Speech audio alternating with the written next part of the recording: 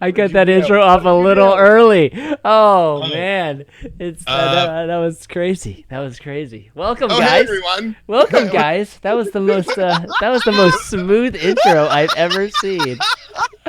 Nick's face alone was worth it.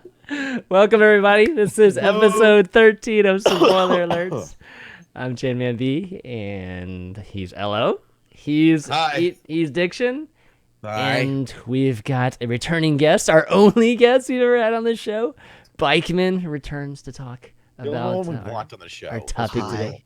Hi. And he's wearing the same thing he wore last time. He's on that gas mask. tricycle. The gas mask No on the shirt, tricycle. bicycle. Yeah. Yeah. You look very defined, though. You look very good. I was glued here. I was glued. Send police. Who did it to you? Was it Diction? Tell me if it was Diction. Be honest with me. I'm not allowed to buy glue anymore I'm not allowed to Because buy.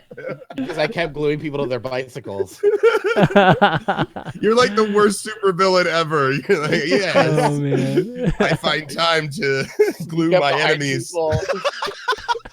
I feel like the only way you can get away with that is if the person's like asleep on the bicycle, you know? Like, as soon as they start feeling someone touching their ass, they're just like, wait a second. Really, the only person This you'll bike get, now, or I'm like- riding away. the only person you'll get with this is Bikeman, and then like maybe the dude that won the Tour de France. What's his name? Lance Armstrong. Yeah, Lance Armstrong.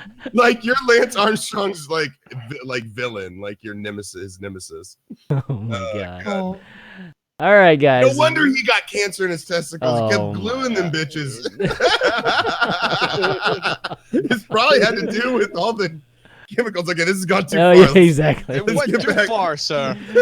Oh man. All right, the guys. line. Well, we're back, and just the disclaimer, as always, if you guys don't want to be spoiled or have Westworld season 1 spoiled at all, or you haven't watched Westworld, go ahead and just mute your audio right now, because we will just be talking Debuting about the everything. advice. Yes. Yeah, exactly. But we'll be spoiling Westworld today, guys. Really excited about getting a chance to talk about it, and especially having Bikeman on. But yeah, that's what we're going to do. It's going to be all 10 episodes. How should we start this, guys? Just maybe getting general thoughts on how you feel about the series, and then we'll dive into the specifics. Sound good? Yeah, we were talking, like, for everybody who's watching, we were talking right before the show. We're like, how are we going to get into this conversation? Because there really is so much to talk about. It's a lot. Should in really one start with the season. old movie. Maybe Yeah, even I've never the short story that seen Michael it, Crichton though. did. Yeah, I didn't actually see. I haven't seen the back, so I don't know. You guys are not fucking prepared. This is the most unprofessional shit. What am I working with? Oh shit, man! Listen, That's why we tell have you us- here, Bikeman. I'm going to my trailer. Ah, slam door. I don't Tell have us a the- door on my trailer, so I have to say slam door. Oh, one thing I forgot to tell you guys. If you guys want to join our discussion at the end of the show, or maybe sometime in between, go ahead and join this voice channel on Discord, because that's where we're going to be taking callers from. And I know we're going to have a lot of folks that are going to have their own input into the discussion. So go to this link. I'm linking it in the chat right now. And Monkey will be there to just get you guys ready, get you guys set up to join our call whenever it's time. All right. Continue where we were. Okay, hold on a second. I've got to pop up the chat now because I totally forgot to do that. So Bikeman, so you've seen the old one, right? Yep. Okay, Yul so- Brenner. So tell us about the old one then. Give us a little insight into the old. It was way more like, it felt like a pre-Jurassic Park kind of situation. Mm-hmm. Yeah. The Michael Crichton likes to write about amusement parks that crumble and go horribly awry. And so the movie basically just followed, they were like kind of like really, really convincing animatronics in his old movie. And of course they were played by actors. And then through glitches in the programming, they run amok and kill everyone, but they're never sort of aware that they're gonna like have an uprising or anything like that. They just like kill all humans. It's very Jurassic Park-ish then, right? Yeah. Okay, gotcha. So they Interesting. don't. It doesn't get into like the. It doesn't get into the existentials as deeply. Yeah. Yeah. Okay, it's just more big and more. It's more of a straightforward. surface level. Yeah. Right. Kill humans. When did that movie come out? God, I think it was like the 70s or Yeah, that's what I'm 60s. saying. Okay. 70s. Yeah. So back then, that was probably very innovative and revolutionary, right? Okay. Cool. Anybody read So- did you read the short story too, Bikeman? Or No. Okay. No. Oh, Mister, I'm prepared. Yeah. Wow, my it God. doesn't even read the You're short off the story. show, dude. You, all of a sudden. I was just still sad about Michael Crichton's passing years ago that I couldn't like get teary-eyed. An homage to him is to not read the short story before. Ah. Okay, gotcha. Okay, so you know what? Let's like really jump in. Let's just jump into the deep end. Okay, like let's just start with the hardest question and work backwards. That's what we're going to do. Okay. So I What would typically Jesus do? Yeah, What would what would Jesus do? God. That's the one thing is like they haven't really mentioned religion much in this, and I'm like, thank God, this could get crazy. There's a whole lot of churches though for There not being are any a lot. religion. There's a main church there. Ah. Symbolic. Yeah. Churchy. Buried. So I always do this little spiel whenever. Okay, so I'll be running around GTA 5, right, or playing Watch Dogs, and a dog will pop up, and I'll shoot the dog, right? Like I always shoot the dog. Right Monster. in the dog. Yeah, okay, I'm Are a you monster. Steven all right? Spielberg? Jesus. Okay, Pet alert. but here's the thing is that some people get mad, like they legit get mad. They're like, how could you do that to that pixelated dog? And I always make the point that, you know, people who kill things in virtual reality don't upset me. It's the people who don't know the difference that upset me. Like that you don't know the difference between, you know, what's a real dog and what's a fake dog. Okay. But now we're given Westworld, and now it's like it's almost video game extreme, right? It's the most realistic, right? Because it is in our, you know, world, and these hosts are as human as possible, basically. But at the end of the day, I mean, some people believe they're still toasters. So these people go in there and they obviously have their, you know, their fun, either, you know, fucking or killing or whatever they want to do to these hosts, basically. So here's the question I present to you guys. Is it right? Is it right? Yes. Is it right or wrong to go into Westworld and be whatever you want to be? Is that wrong? I feel like it's wrong in the sense of the fact that like the hosts are aware of their own mortality. They're not aware of their consciousness in the beginning, but they're definitely aware when they're about to die. They know they're going to die, you know, or they feel like they're about to die. So going in there and just shooting and killing amok, I feel like that's not, considering that the AI like understands what's about to happen to them. I'd feel incredibly That's guilty. fucked up. I'd feel guilty about that. Same with like rape and everything. Like that's just that I wouldn't be okay with that. But if it was like I go in there and I'm like, yeah, I'm gonna go to a saloon and get into a bar brawl, you know, like something a little like scrappy and like basically harmless. That's a different story. I'd be like okay with that. Well, I'd be like more like Billy at the beginning of his journey, where like it's okay to go in there and maybe, you know, fuck a prostitute if I wasn't like engaged or something, and, you know, like get drunk and. What if my dream is to go to Westworld? What if my dream is to go to Westworld and my fantasy is to be a host that gains consciousness? Hey,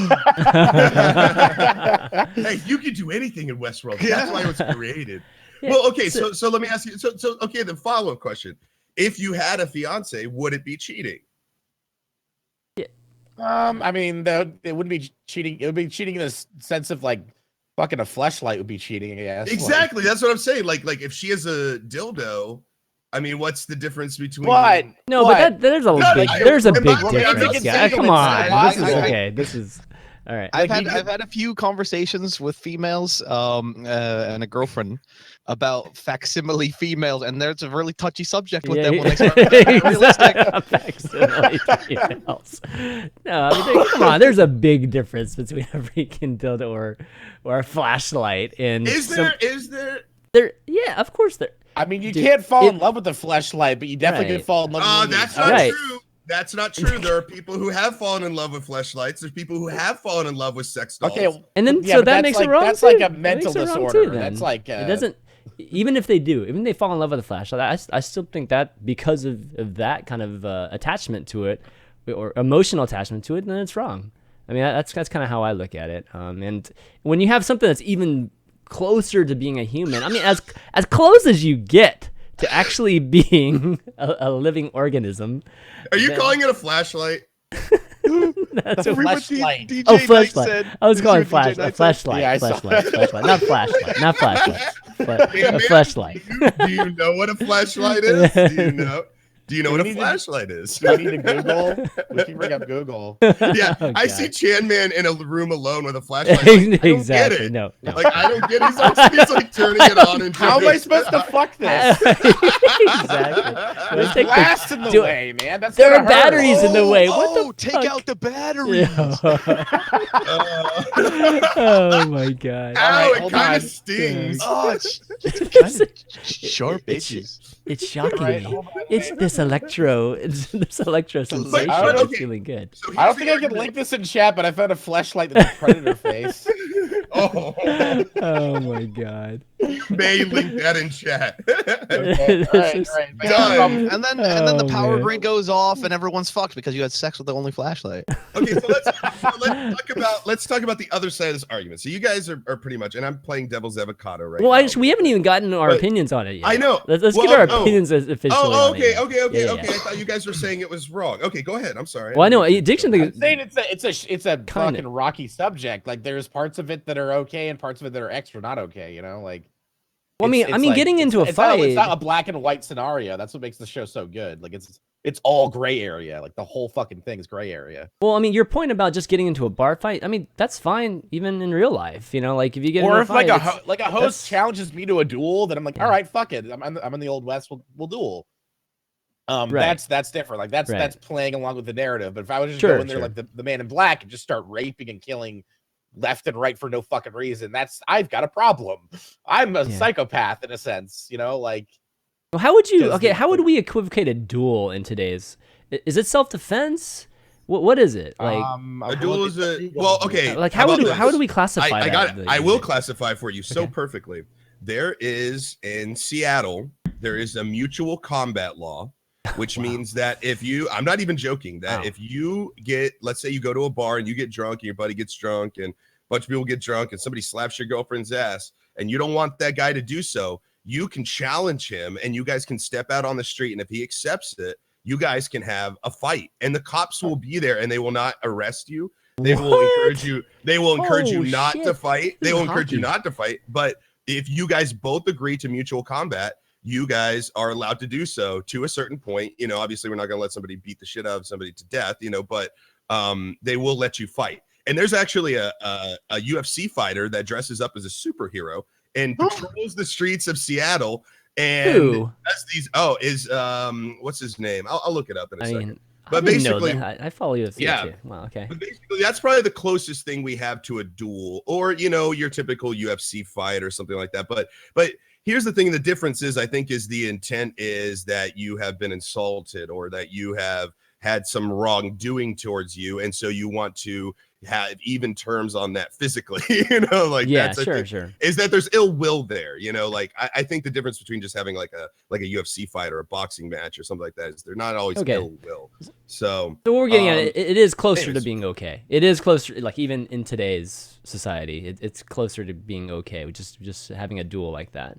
So Yes, it does happen in the United States in certain cities. Yeah. But Seattle is definitely one of them. His name's Phoenix something. Phoenix okay. something. So Whatever. addiction, Anyways. you're pretty much saying it's pretty close to real life. Like what you do here and what you do in there are you know pretty yeah. When pretty it comes parallel. to like the really harsh shit, like Yeah. that's bordering on a line that I probably wouldn't cross. I'm right there too. Basically, I think if if you're being just a psycho killer and rapist or whatnot in the world itself, it's not all right. Yeah, How because about like, you, what's Bikeman? to stop you from what happens when your trip is over? You can't afford to go back to Westworld. Like, say you're not the man in black, like you own the company. Like you go there and you fucking find this part of yourself that you didn't know was there, and then you're done. You go back home, but that thing is still inside you. Like, what happens then? Well, that's like the entire show. Yeah. Like that Yeah. is what we watched, right? Like, and that's kind of where my point was headed was that they say it over and over and over again that Westworld is a place where you'll find your true self. You'll Right. find out who you really are.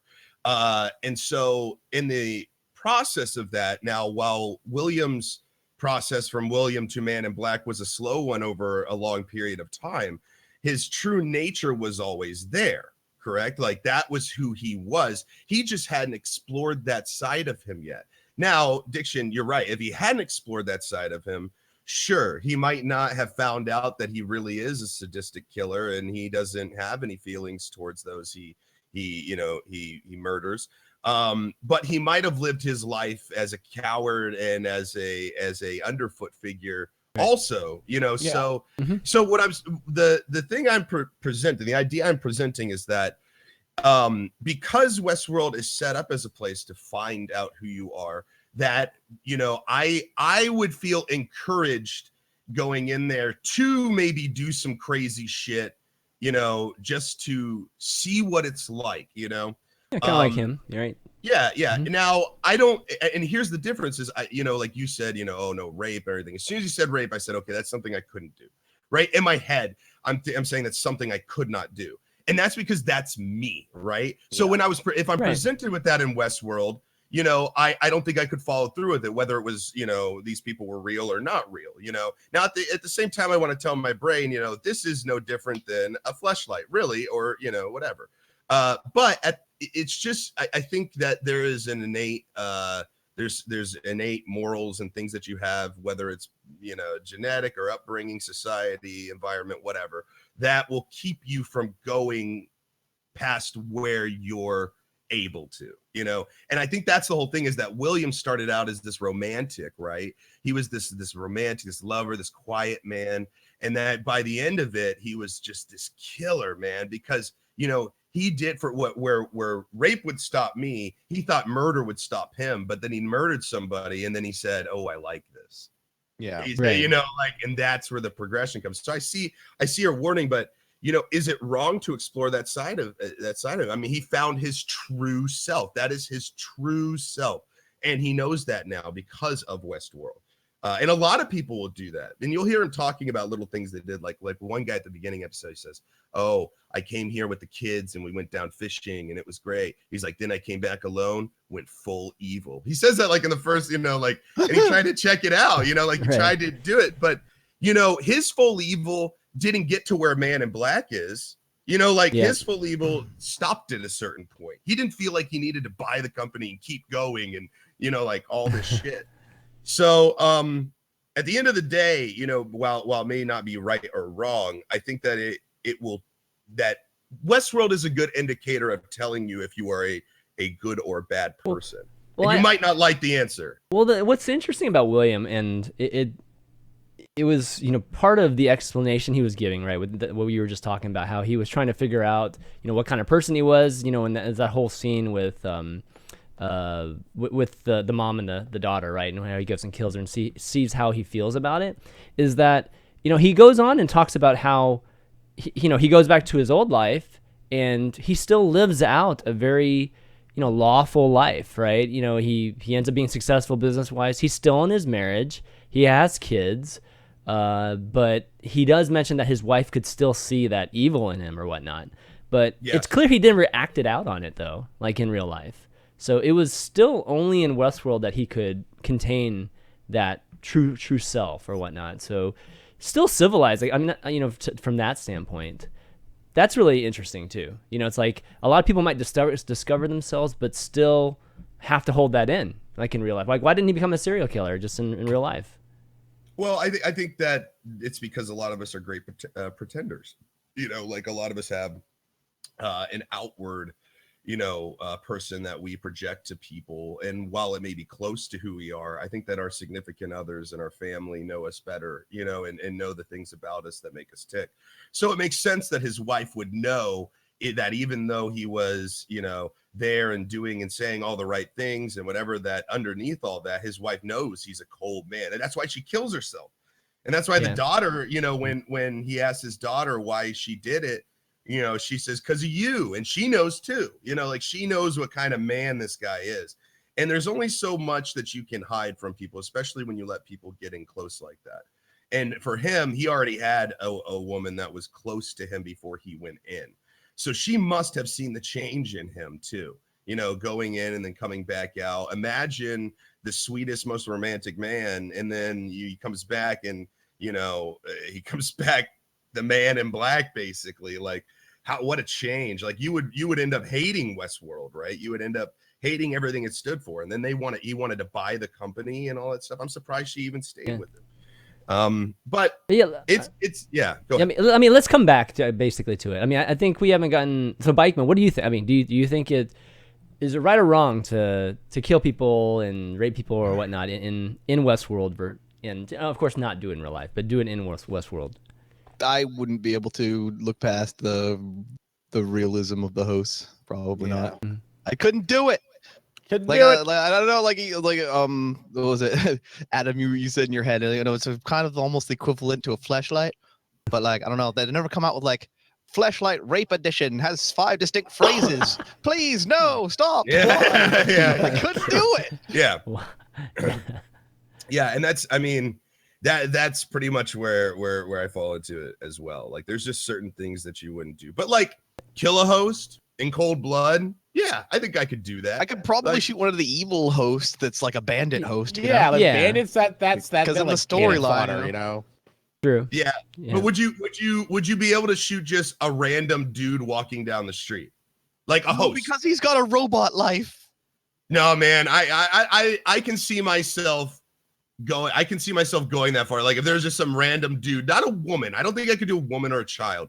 But like, if it was just some random dude walking down the street, and if I was there in Westworld, I think I could find it in myself to pull my gun out and just shoot it, because I know he's a host and I know it doesn't really matter. I mean, there are definitely levels of this, because, you know, I think a lot of folks that are, let's just say they're level 1, okay? They're not like William, who's like level 1,000, all right? But let's say the folks that are coming in level 1, I mean, that is more analogous to playing like G2, you know, like G2A or something, right? Like that. You know, it's just GTA or whatever. I'm like my brain is just like weird today. But you know, like going into it and it's, you know, just like shooting random folks. You know, it does feel like a game. It is a game at that point. But when you get to the point where you know like you know exactly what these robots are. Like, if you knew exactly what was going on with Arnold and you knew what was going on with Robert and everything, would that change basically how even just shooting a random person walking down the street, or one of these random, you know, hosts walking down the street, that changes it for me? Because if they're super close to being, you know, these sentient robots or whatnot, it's different for me, versus just like literally a video game where I just like, oh yeah, I just shoot something random just to, you know, just to do it, and it's a game, you know, it's no big deal. It's just, let's just have some fun kind of thing, you know, and see what happens next when I do this, you know, kind of thing. Yeah, and that's the thing too, is you know, who knows what happens when I shoot that person, right? Mm-hmm. Like, I shoot that person and then blood hits me in the face and I can feel the warmth of it and I can taste the copper, you know, and like this becomes a totally different experience than a typical video game, right? You know, and maybe the realism of that would make me go, I never want to do that again. You know, like, you know what I mean? Like, I don't ever want to shoot a host or a person, because that's just not fun.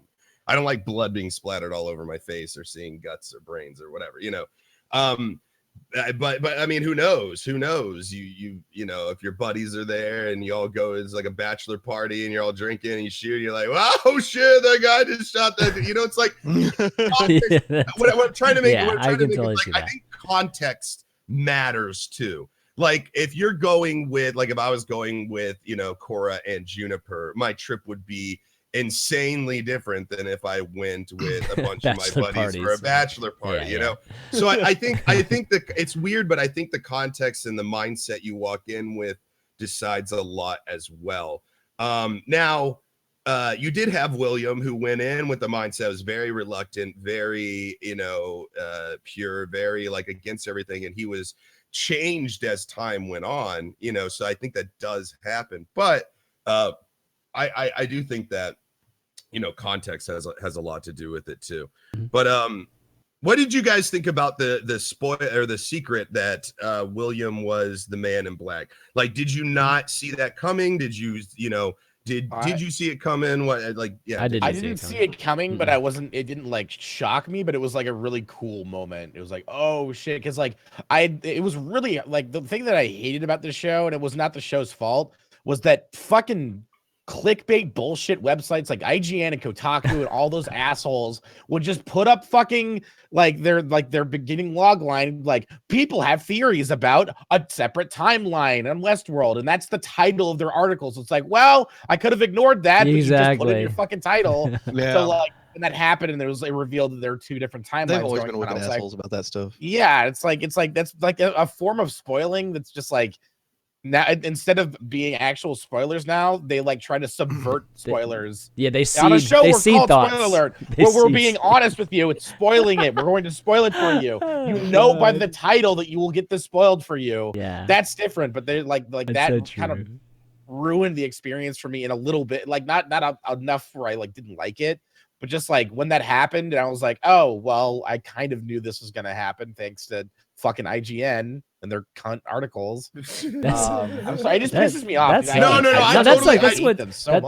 why. I mean, that really sucks, and that's why I'm really happy that I was able to avoid any kind of Westworld spoilers before this week, like, and be able to watch it just purely, 10 episodes straight.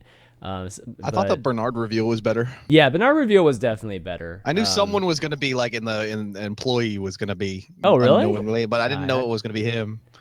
Yeah, that one got me really good. The William one was good for me because I just didn't really love the Dolores storyline until that moment. I think once that reveal happened with William, then the Dolores storyline like really interested me again. And obviously it rounded out the rest of the series, or maybe an episode or two after that. But before that, I was just like, God, man, I'm just tired of seeing this. This Dolores storyline is taking forever. I know she's important, but man, this is drawn. Like I literally don't care about this right now. I'd rather check out what's going on with Bernard and all those guys than have to show me once again that she's trying to find herself. She was just kind of like she was generic.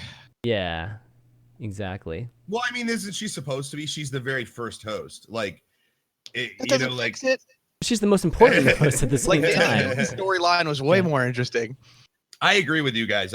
She was the fucking Daenerys. She was fucking awesome. Yeah. Wait, Hussey, are we saying that we're bored by Dolores, or are we saying that she's awesome? Because I was bored by Dolores. I was bored by Dolores until the last 3 episodes. I was fascinated with her story. I was fascinated with her progression. Like, it wasn't as extreme as Thandie Newton's character, because she like fucking wakes up in the butcher shop and starts like basically taking super control over everyone's lives there. I think also theory that those two dudes are totally hosts, by the way. That's the theory I have. Wait, what two dudes? Especially the Asian dude. He's definitely a host. I mean, come on. How can somebody be so weak? How can somebody be so stupid, right? I mean, but just allow that to happen.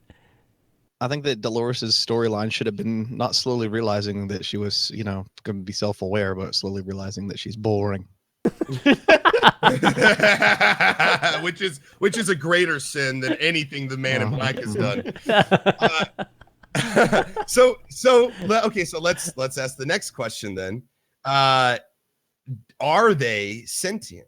Are they truly sentient? Now, I there's some evidence to show that they aren't still sentient, that they still don't have necessarily a consciousness. They are still just programmed. Now, again, this would go against what Arnold was preaching, what Arnold was hoping for, and all that good stuff. But it says, in Maeve, I believe it's Maeve, she decides to escape and she wants to get out of there and everything. Like the programmer guy tells him like somebody tampered with your stuff. Like this is, I think it was Bernard even. I think it was Bernard who did it actually. Yeah, Bernard was saying that like new narrative, right? Like escaping. Like this is somebody tampered with your thing. You're doing exactly what you're supposed to be doing because somebody set you up to do this. Now, before we ask who that person might be, do you guys think that they actually have consciousness or not?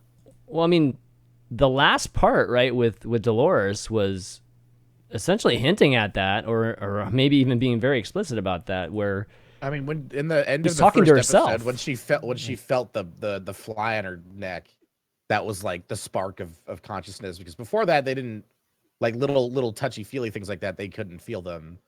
Yeah, like the reveries. The reverie, is that what you're talking about? Yeah. The reveries that No, well, yeah, that's the reveries unlocked that because it was technically a virus. I want to say like it broke a lot of things inside them, and that was one of them was their ability to feel like small brushes against their skin.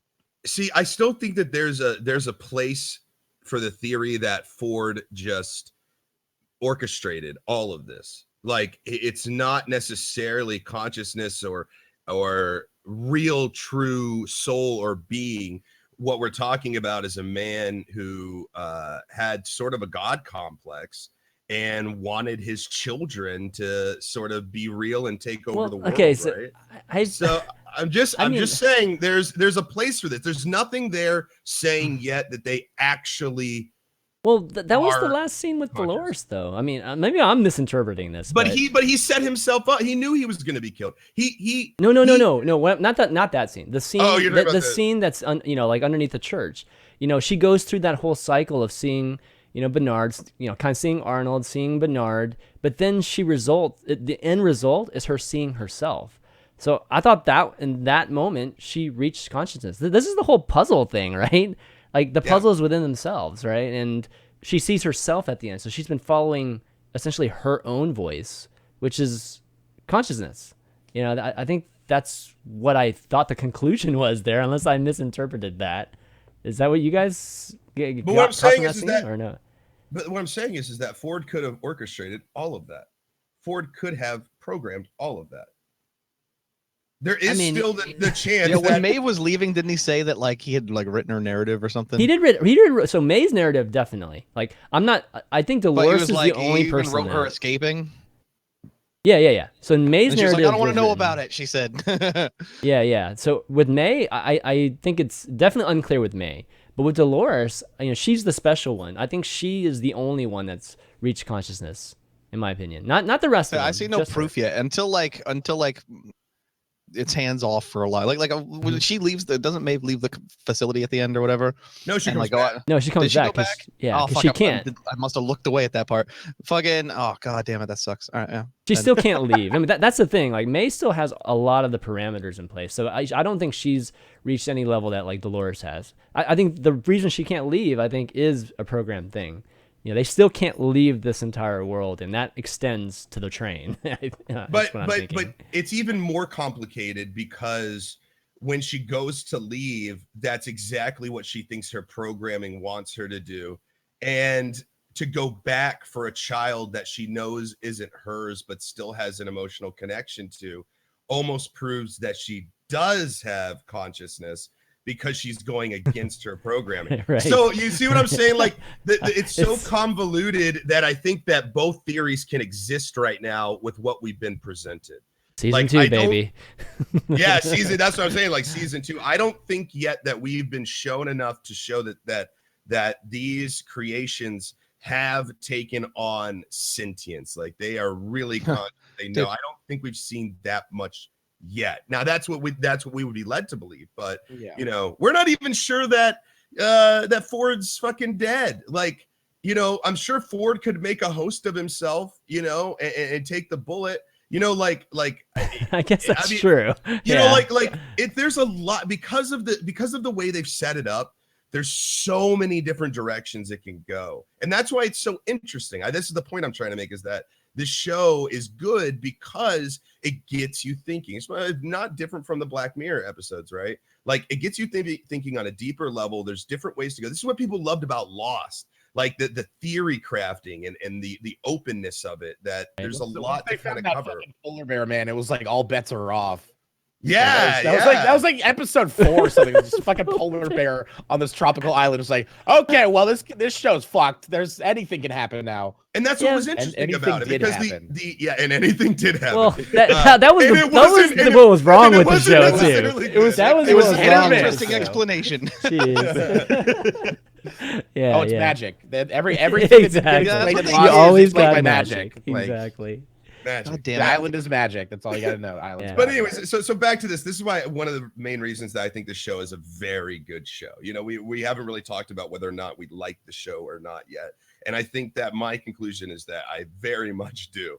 And the reason is because of conversations like this. There's so many different ways to interpret these interactions that they have, that it's hard to put your finger down on something concrete. Now, I did suspect that there were multiple timelines when I started to see the same character doing different things. Yeah, You know, it was like- what's his name? The guy that that the Eddie? Man in Black like kidnapped and had him like Yes, was that taking was him, and then all of when a he sudden slid- he killed yeah. him, and then he showed up immediately in the next scene. Yeah. as That's another when character. That's when I went, Yeah. okay, we're dealing with different timelines. That was It was just like specific. I get Oh, it. I They're see. really That makes effective at their sense. jobs, and they're super effective at getting the hosts cleaned up and put back in the park. But like that was just like that turnover was too quick, man. Yeah. Like he had a that's whole new true. character I and didn't think about narrative like that within a somehow. day. Like that's fucked up. That's Yeah, true. and yeah, so I forget where my point was going with that now. but you know, that's when I started to kind of see that happening as well. But this is one of those shows that I mess up a lot with my theories. Like I normally can watch the things, and there's, you know, like we've talked about the man versus nature, blah blah blah blah blah. Things get very predictable, and people try to make them as unpredictable as possible, and sometimes that's a fault, you know. But this was one of the few shows that I felt like stayed true to itself, had a really good plot, good story, stayed on course, and in the process wasn't very predictable. I didn't know Bernard was a host. I didn't even consider it, you know, like, and that's great. That's phenomenal. That's what I want, you know. So Yeah. I don't know how you guys What felt door? about it, but overall, I liked thought was it. great. I just really hope that now that they've been picked up for like I think 2 more seasons, they've already been like HBO's like, all right, cool, we got our Game of Thrones replacement when that's not on TV, you know, like but like I'm really like I trust Jonathan Nolan. He's a fucking really good writer. Like he's really talented. But like I really hope that they don't get to the point where like all they rely on are the twist of like, guess what? They're a host, you know, like it worked in the first season, like the several times that you found out people were hosts that you didn't know were hosts or whatever. They I feel worked, but I just don't want them to rely on that like, you know, plot device too much, because that's like their plot device. They can do that in their show. No other show can do that, you know. Yeah. In the second season, they Except for, reveal like- that they know that they're in a TV show. It was like the last time they could do that was Galactica with the Cylons, you know. Yeah.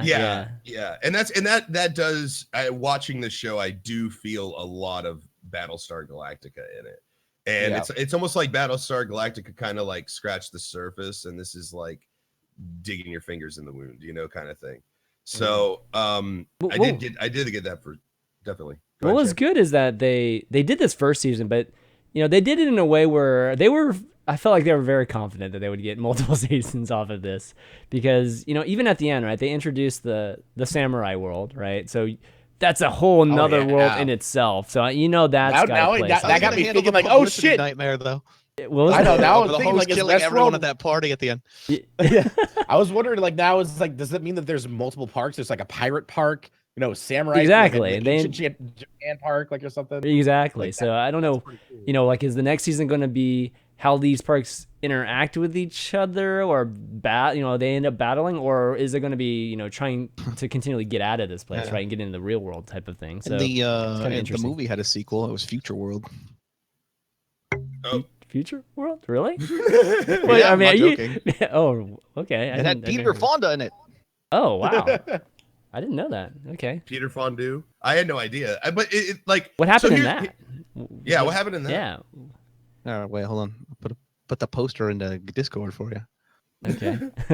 It's kind of sexy. Peter Fonda. That had to be in the 70s, right? And then they came out with Waterworld, which was Kevin Costner. That was another. Oh my God! Look at this. Okay, cool. Jurassic World. I mean, they just kept going. They liked their worlds. Jurassic World. That's right. They just kept going, man. Okay, all right. Okay, so they did come out with something pretty Peter different. World, Pretty where you different just than get I out think of what the season 2 will ocean, be see the here. sphere. That's funny. Man. Underworld. But here's the question again. I rewatched because I watched the season before we decided we were going to do this. Yeah. And just kind of to brush up, I watched a few episodes, and I think the first episode, if you guys haven't gone back after finishing I watched it the last show night. Yeah. Again. and watched the first episode again, it's insanely interesting for many reasons. But one of them is, the guy who creates the hosts, he's doing the narratives, when Ford isn't, the skinny guy, kind of arrogant, whatever, gets drunk and pisses over. Anyways, it's funny because he sort of sees what's happening. Like, he warns against it. Even he says, listen, why is Ford continually trying to make them more human like? He says like this is a bad direction. Like, they're fine. He's like the hosts are fine. The hosts are at a place now where they do what they're supposed to do, which is entertain the masses or the rich people that come here, right? Like, he's like, after this point, we're just fucking around with shit. Like, he's like, I think we should take them back a few updates. Like, he was saying, like, keep it more manageable. Yeah, keep them manageable. He's like, think about the costs. Think about the man hours. Think about the narrative. Like, he was like, if you just toned them back just a couple updates and then just worked with that, like, we would make so much money and so much better for the guests. It would be more entertaining. Like, why does Ford keep pushing to make them more realistic? And that's when she does. He wants to be a god. Right? It's It's a combination. Like, he's rich, Well, I mean, he doesn't need to make any more I think money. you're absolutely right, and that's what they want us to think. But if you think about it too, it's I think management also wanted the same. They just want, like, we just want a place where people can just go fuck whatever they want and kill whatever they want, and that's it. Like, no crazy, super complex narratives and all that stuff. But at the same time, it's just, if you think about it, it's like any game developer, right? Like, in terms of engagement, you want to make a game that keeps people playing it for years and years and years. And if you have the same exact thing in it, like, kind of Williams, a perfect example, right? He's experienced everything you could probably experience in this game except for figuring out how this whole game works, right? So, I mean, I can understand why you would want to keep making these hosts more complex, and, lifelike is basically the complexity of it. But it's different. Obviously, Ford wants, I don't know about Ford itself, but, Arnold for sure wanted to make these hosts sentient. And that's a totally different motivation versus the monetary revenue generating portion of this product or whatnot. Yeah, and in that conversation further with that guy, the one chick, I forget her name, the one that gets killed by Bernard, whatever her name is, you guys don't. Oh yeah, the QA, the head of QA. Yeah, the head of QA. Mm-hmm. She said, he says to her, I think that the company, he's like, I know the company has bigger goals in mind, and she goes, all right, well, humor me. What are they? Right. And he couldn't answer. She goes, so you're smart enough to know there's a bigger picture, but not smart enough to see it. Like what it actually is. So let me ask you guys, let me pose a question to you guys. I'm all full of questions today. Apparently, child. I know, because where do babies come from? He's our guy. He's our host today. All right, he's guiding us through this. I am. Listen, I've got all these questions I've held in my brain for this long for this show. So indulge me.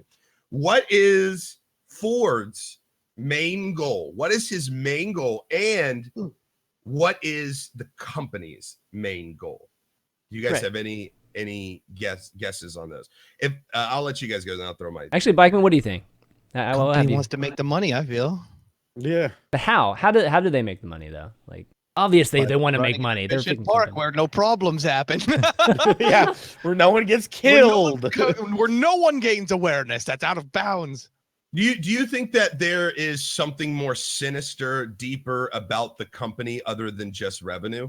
Yeah, I definitely think there is. I think they hinted at it because they were talking about mining data, right, at one point. And I think, in a way, I don't know exactly how they're going to use the data, but they could be selling it to, just scientific organizations to do whatever they want with it, or they're just looking at interests so that they can put advertisements in the host. That's all. It could be that and too. Then you're gonna go it could be that too, adventure, right? And the bandit's gonna go, maybe I should drink some of this delicious diet Coca-Cola before we have this fight. Would you like to indulge with me? Oh, yeah. Actually, we need to talk about the music at one point too. But so remind me to get back to that.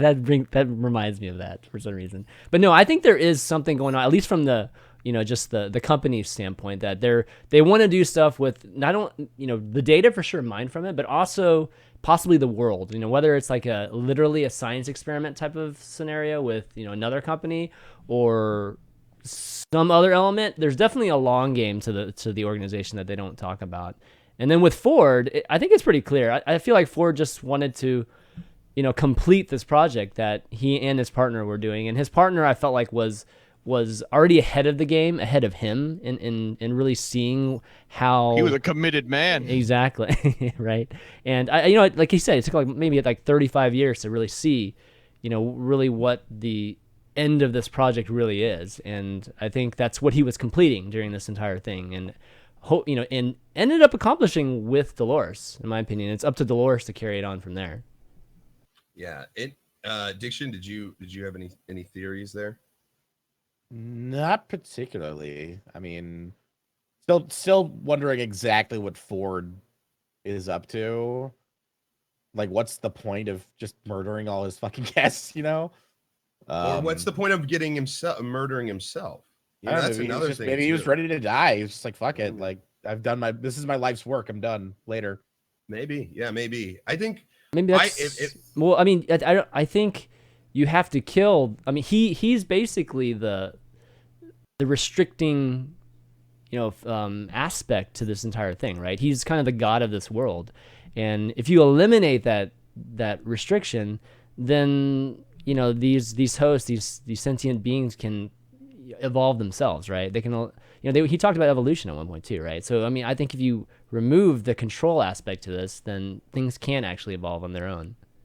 I didn't really see it that way, but now that you say it like that, I agree. I think that's probably the best explanation probably for it that I could come up with. I was trying to decide why he would kill himself, and I kind of fell more on Dicction's theory that, hey, I did my life's work kind of thing. But I guess the idea of killing off yourself if you're the god of these people to create kind of an uprising or anarchy or chaos, and that, these people, these hosts might find themselves or find their race or what's important to them. It's weird too. If I had to guess, I would say that probably there's some sort of military reason why they are the companies involved in this. I think it's been made clear that these hosts can do everything that people do, and at crazy, almost like superhuman levels, with just the slider, they can become stronger or smarter or whatever. That would be extremely valuable to. I mean, it's basically a super soldier, and it's like super soldier robots. I mean, you've got to see the applications in a military sense, right? But I can see where Ford would reject that idea. He doesn't want his creations, he's the god of these people. He want them to become mindless military husks, No, he doesn't. So instead, he kind of sets them loose on everybody. And yeah. Like, I can see that being a scenario. Now, is that right or wrong? I have no idea. It's just my theory right now. It's the best thing I can come up with. But we're given and this is another thing I want to talk about, is how little information we're given about the outside world. We see nothing of the outside world. The closest we see of the outside world is them like lounging outside at the pool at the facility. Like, that's it. Like otherwise, that's not even really outside world. Actually, that's still, I think, officially inside the. I know, but that's what I'm saying. That's the closest we get. Maybe the train station. If you really want to push it. But, I think the train station, the introduction room. That whole thing that William was going through when they were first introducing the young William, was probably the closest thing in the picture too. The picture of the girl, his wife or whatnot. So we know there's, or at least a regular world that's somewhere. Yeah.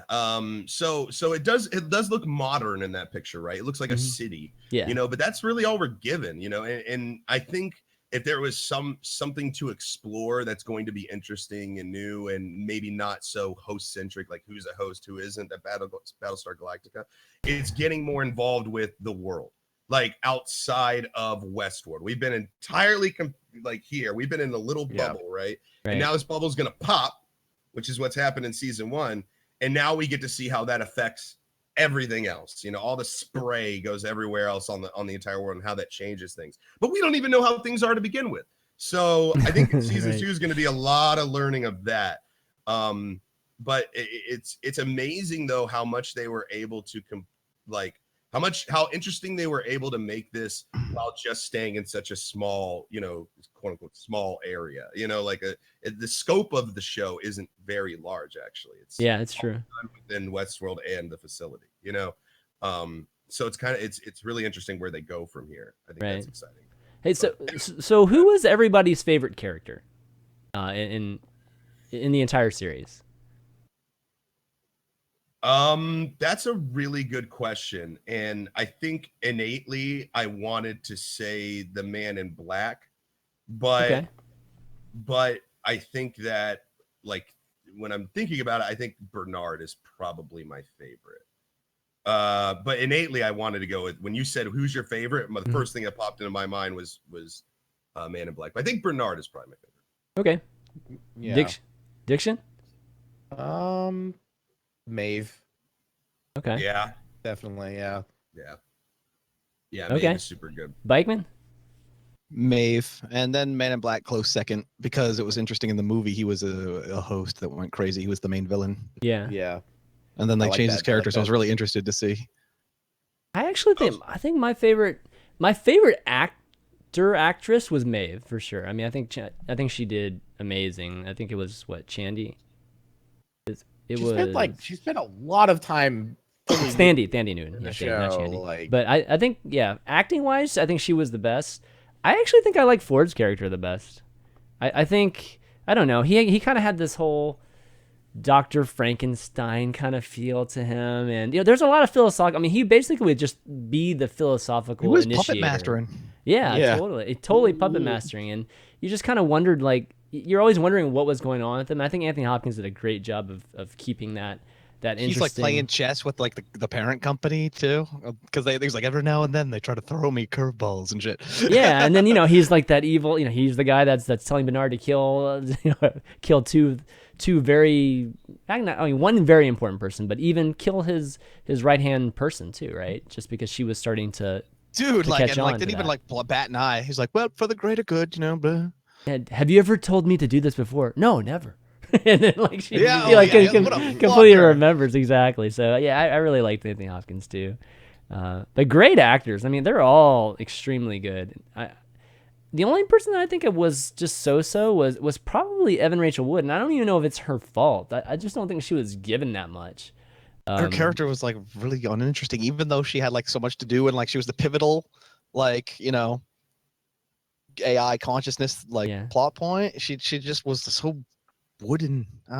Yeah, I agree. Yeah, and it's tough because we're talking about Dolores, right? Yeah, Dolores, basically. Yeah, it's tough because you sort of have to be that way, you sort of have to be sort of that robotic smiling kind of thing, but I think I would have liked to see her have more personality to the character at the end.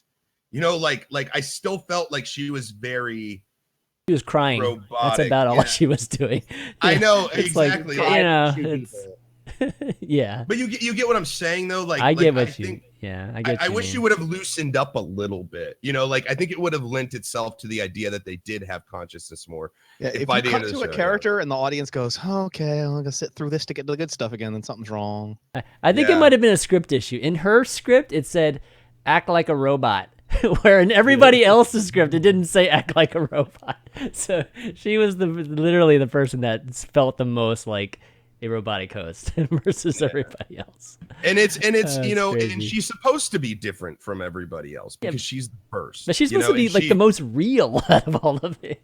Yeah, that's so that true, was too. She gets fucked up. constant upgrades. They say that she gets constantly updated. Yeah. And they say, don't be fooled by her being the first person. She's the most updated, blah, blah, blah, blah, blah. And maybe that's why she's still so, like, welcome to Chuck E. Cheese, like, play my drum, that kind of thing.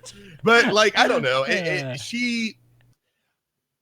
I don't know. I'm gonna want place to like the blame. her. I hate to do it, but I'm gonna hate to place the blame on the actress Yeah. on this one because Yeah, I I feel think that I've seen this sort of character done before, and I've seen it done in more interesting. The actor was able to do things with their eyes and face and stuff that made me care about them more.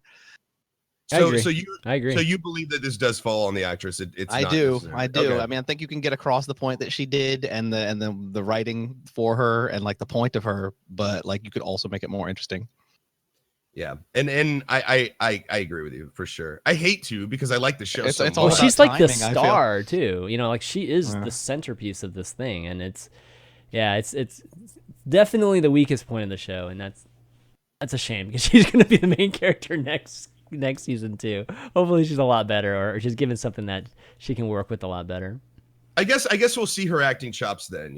Let's see. No, what she's been good in like. other movies and stuff. I mean, it's not like Evan Rachel Wood is actually a great actress in other things, but just not this particular one. Well, like I said, like in season 2, we're gonna get to see her not constrained maybe by that host mentality. So if there is a question of it, maybe she'll get more interesting in season 2. I guess we can hope. Yeah. But I think you're right, Bikeman. I think it does kind of fall on the actress in this point. Though I am trying to think of like other roles that are similar and who played them and who was better, and I can't think of that immediately. But I think if I think about it more, I'll probably come up with a few. Give me a second. Give me 2 seconds. Are you Googling or are you thinking? Isn't Both. that It's like a one in the grocery list same, situation. man? One in the same. It's a at grocery this list point. situation where you arrive at the grocery store and you're like, "What did I come here for?" Like, let me just like conjure some shit because I know I've seen it done better.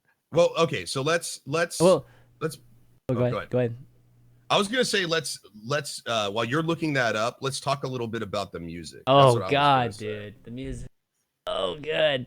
There's little subtle things too. I don't know if you guys caught, like all the music the piano was playing. Did you guys catch? Oh yeah. Oh, yeah. God, that was There's so some good. like Radiohead going on. Is Radiohead? They played Black Hole Sun at one point. They played Painted Black. Oh man, that was the part I was. I would just catch that every time. I'm like, oh, that's so cool that they're just weaving in some modern, at least our age, our modern type of tunes. But even Reverie, like I think I love that song. I mean, I play the piano, so I've played that song. Like, I mean that song is perfect for the theme for just all of this stuff. And obviously they called the update Reverie too. But that was really a nice touch too. I don't know what part was. Are you talking about the intro song? Are you talking about the intro song? No, the song that they play like just at the very end or when Arnold dies, like his son's favorite song. Gotcha. Yeah. Okay. I want It's to a talk about the Debussy intro song. even like the intro song. Like, Oh, okay. Yeah.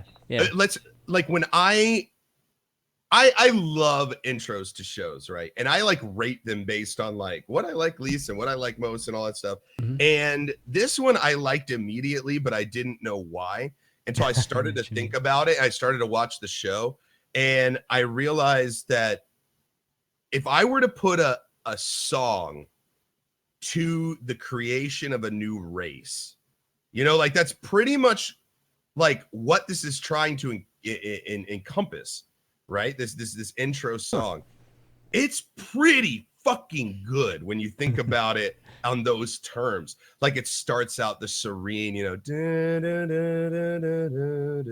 it's almost like a melody, but a sad melody, like this is going to have tragedy, this is going to have all these things, and then at the end it gets a little bit more I think it's more I'm not a intense. music person, but like crescendo I think is the term. Crescendo. Yes. It builds up. It kinda builds thing. up and it gets like almost violent at the end, and like Mhm. it kind of like bangs in. It's crazy, man. And I think about it when I listen to it. I think about just like starting of a new race, like all the things they don't know yet, all the things they're going to experience.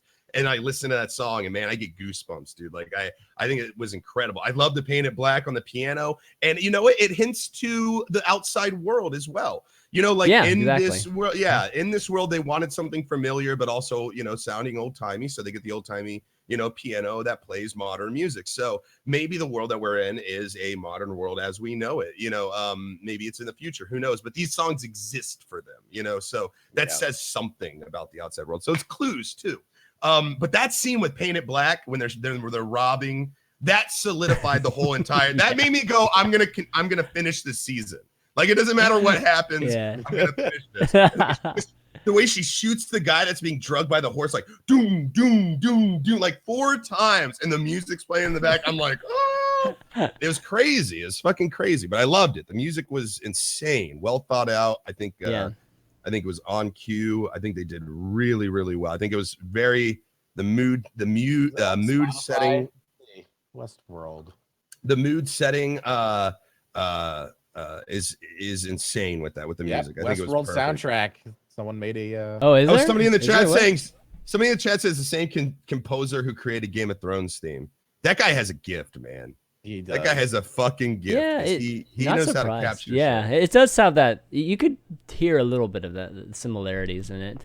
And you know that when I first watched it, right, when I was watching the first episode, and you know, just obviously experienced the intro for the first time too, I can't say it had an immediate impact on me, but it was definitely something that I ended up appreciating by the end, because you know, I have no idea what this thing is about, right? Like, and when you hear when you're hearing this, it wasn't quite what I expected, because it's showing these Western type of images and whatnot, and you know, you're hearing a different, you know, type of melody. So I didn't understand that at all, but as I was watching these episodes one by one, then I started to appreciate the intro music a lot more. So it wasn't an immediate response for me, but definitely it's great. Okay, now I remembered where I saw it better, by the way, when you're done. Yes, okay. What and back to Bikeman for the It was Alicia Vikander from Ex Machina. There you go. There you go. Machina. Yeah, Machina. Machina. What is it? Mash it up. He's the sequel to MASH. Definitely did a way better job at she was. Alicia was great in that movie. That's a great movie too. She had wide, expressive eyes. That's so deep of you, Mike. Fucking holy shit. Yeah, it's I guess she was boring. I guess she was a shit actress. You're right, Bikeman. I don't mean to shit on her. I know. But that's why we're here. We're here to talk about it, right? I mean, that's right. We don't hold punches.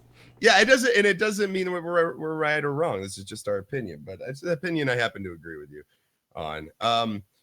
But it's funny too. We haven't even talked about like the small details in the cinematography that lend itself to the story too.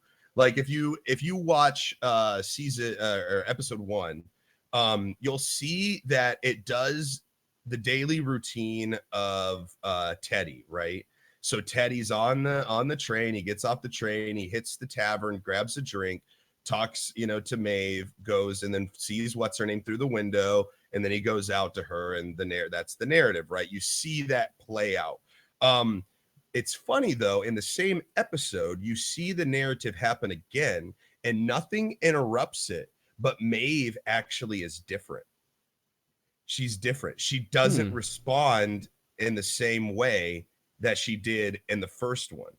And then at the end of the episode, when the people take over the tavern, right, or the saloon, they go to get the safe.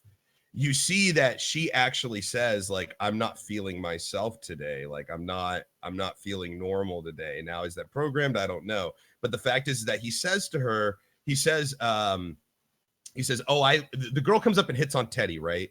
The one prostitute lady and she says, "Oh, you don't have a rind on you. You don't have a rind on you. You're brand new." He says, "I prefer to win the affections of a lady, not purchase it." Which then Maeve comes in and says, "Oh, you're still paying for it.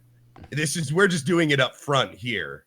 Basically what she says. But the second time they go on that loop, she doesn't talk to. She Well, doesn't even. She say doesn't anything talk to him, but she was talking to somebody else though. So maybe there are diversions, right? Just kind of like Teddy got there are divided, diversions. Yeah, there are so. diversions in the thing. They talk about that, but I didn't think that she was.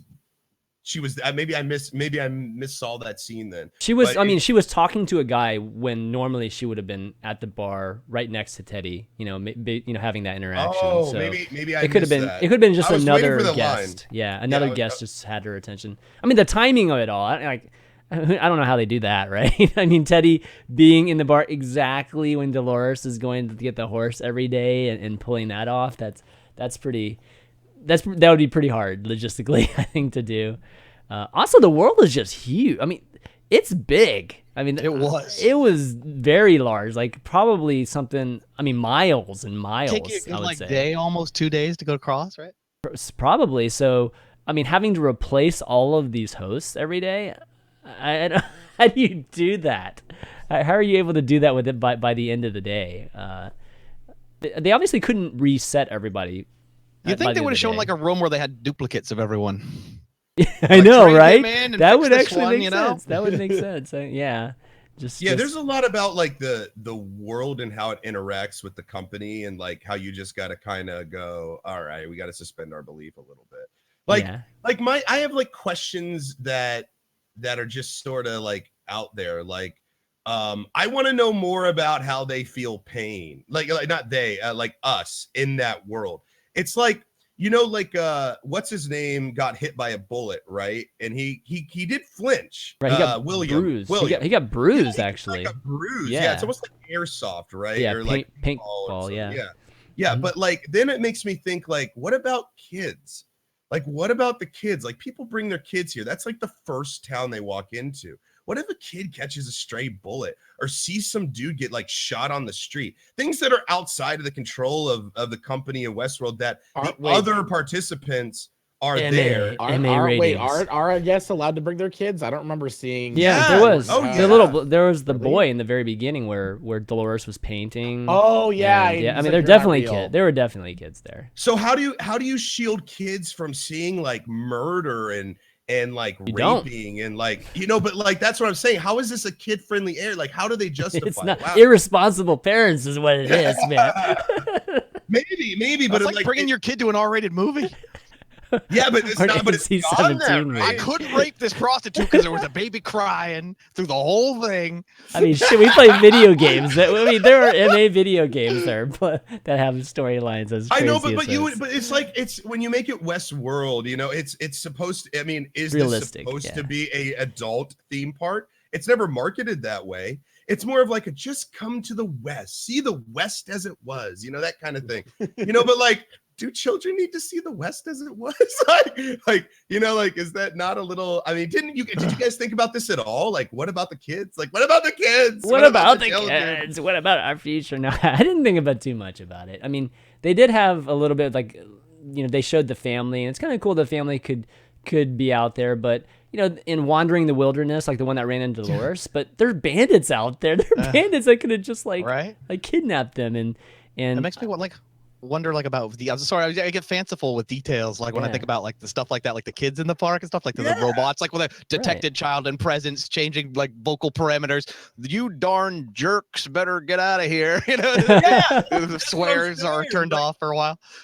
Yeah, and that's what I'm saying. Like, how do they accommodate this limitless world and what you can do in it, but also have kids there? Like, it seems you could have sectored it off, but they didn't, obviously. But at the end of their visit, I believe, Ellohime, at the end of their visit, the children are taken to like a farm, and they go, "This is the special farm," and all the people that died that they saw are like hanging out, like like having a happy time and waving. They're like, "Oh, we're on the special farm." This is the petting zoo too, guys. You can ride on your ponies and shit like that. You ever owned are back there in the field. Yeah, get the old animal death package. And, we'll create up your dead animal and make it rap in our world for them. Dude, that people would pay for that shit. We were just talking about it on Black Mirror, right? Kids would grow up creating with the your most spouse. Fucked up thoughts about the real world if they like had tricked into seeing a special. Forget Santa Claus being alive. The realization that we went to the special farm to see all your pets, and then you fucking like you turn 20 and you're like, those weren't real. You fucking break downtown. Spot's not dead. He's on a Exactly. special farm in Special Westworld. fun. My parents fucking went to elaborate ends to fuck me up. But like, you- I do think about all this this. is- Like, so- I do think about all. You know that you mentioned that whole thing about him getting shot and bruised or whatnot. So Dolores broke William's arm at the end.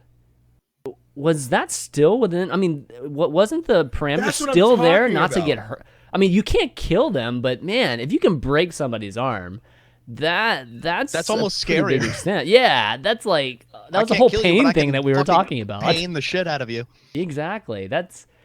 I don't know. I felt like that should not be allowed either. But Dolores again was, she was progressed. I don't know, maybe beyond that parameter. She couldn't kill him, obviously, Or maybe but just simply Ford had dropped the parameter.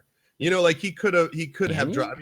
I don't even know if you can. Here's the only theory that I can think of is that, okay, so we did see sliders, right? So like intelligence, strength, pain sliders, Yeah. maybe before you go in there, they ask you what level you want your pain slider to have. So for kids, obviously 0. Yeah, okay. For if you're an I can see adult that. male, Yeah. like a macho thing, you might want to feel a paintball, or you might want to know what happened, So all right, a slider of 1 or 2, maybe 3, whatever. But like my only thing is that maybe when Dolores figured things out, she understood how to manipulate those parameters, or Ford simply dropped them, or the Man in Black simply has a higher pain slider than others willingly, because he does get punched in the face by Teddy. Now, at the end of the day, I mean, there's a scene in the first thing where he gets shot, right? And it bounces off of him. Sure. Okay. You don't want to allow yourself to be shot by a bullet, but maybe Man in Black's okay if one of them grabs his arm and tries to break it. Maybe that excites him. Maybe that gets him more into what he's doing. So, I mean, he could have simply chose a higher pain threshold or a lower pain threshold than others. I mean, if we're talking about sliders. I think that's probably right. He would have had 100% pain. That's for sure. That's because that's like I read the article about like how Westworld's like a video game, and like all the players go in, and Man in Black's the guy who's like played the game over and over and over and done speed runs, and now he's trying to break it and find like the holes and secrets and shit. yeah. He's like way beyond everyone else. Trolls people whenever he gets a chance. Haha, you fucking level ones. Let's just kill all the level ones today. He just goes in there, PvPs them. By the way, guys, if you guys have anything that you guys wanted to talk about on the show, we invite you guys to jump into the Discord group. I believe Monkey's in there. Yes, Monkey is in there. And if you guys wanted to jump on the call and, throw out a theory, or maybe something we talked about struck a chord with you, or maybe you disagree, please feel free to jump on and talk to us. It doesn't have to be a question. Just don't talk to me. I'm too tired right now. Yeah, don't talk to Diction. He's barely. I'm struggling. He's sick. I'm struggling. He's sick, and he's a little tired. Yeah, so don't ask him anything. Fuck that guy. But ask the rest of us. We'll be taking calls actually soon. We don't necessarily have to wait till the end. So I know. I'm not at the end. I'm just saying that, like, I'm just reminding. That's all. Yeah, Monkey. Whenever people are ready, just message me, Monkey. And Can let me know. I non sequitur for a second Sure, here? go for it. Because which I love to do, by the way. I love the young CGI on Anthony Hopkins. Yeah, that was good. I have a wicked hard on for that shit. Like when they did Arnold Schwarzenegger and the Terminators recently, and he looks fucking like 80s Arnold Schwarzenegger. I'm like, that's fucking awesome. He could live forever now. That's true. It's like, man, it like I saw that and I was so impressed. I literally said to myself, like, look how far we've come. Yeah. Like that is insane. Yeah, the young Anthony Hopkins looked fantastic. I put that picture in the spoiler alert channel in Discord of him, the young one. Oh Fucking man. Oh, nice, dude. Yeah, it was. I forgot all about that. That was absolutely insane. Looks so good, man. Where's the picture? Let me. It's in the spoiler alert channel on my Discord. Okay. It looks good. God, man. It does look good. It looks so good. It looks just he just got done starring in Magic with the ventriloquist dummy. It was a movie he starred in actually in real life and way back. So how surprised were you guys with Bernard being Arnold? We didn't even talk about that. Bernard being a replica of Arnold. That one, like once that particular episode started, I kind of got the feeling that it was him. I mean, it's one thing being a host, but it's another thing. It's actually Arnold. The point was to make him essentially. It's got so many implications. One, it means that Ford is very well aware of the plans and schemes that are being mounted against him, right? Because basically Bernard is a spy in so many ways. He's like Ford's own little spy and assassin, you know. And the thing is that Bernard's been sleeping with the head of, you know, whatever that Teresa, the head of QA, yeah, Teresa, the head of QA. And you know, there's so many implications to that. Elise, I think it was Elise or whatever her name is, the girl from Raising Hope or whatever her name is, Who gets killed. The girl that is like there, she's a big part of like 5 episodes, and then Elsie? she disappears. You mean like the Elsie. the right hand? Oh, yeah, the right hand. His right hand. Elsie. I mean, it kills Elsie. I mean, we don't even know if Elsie's dead. That's another thing.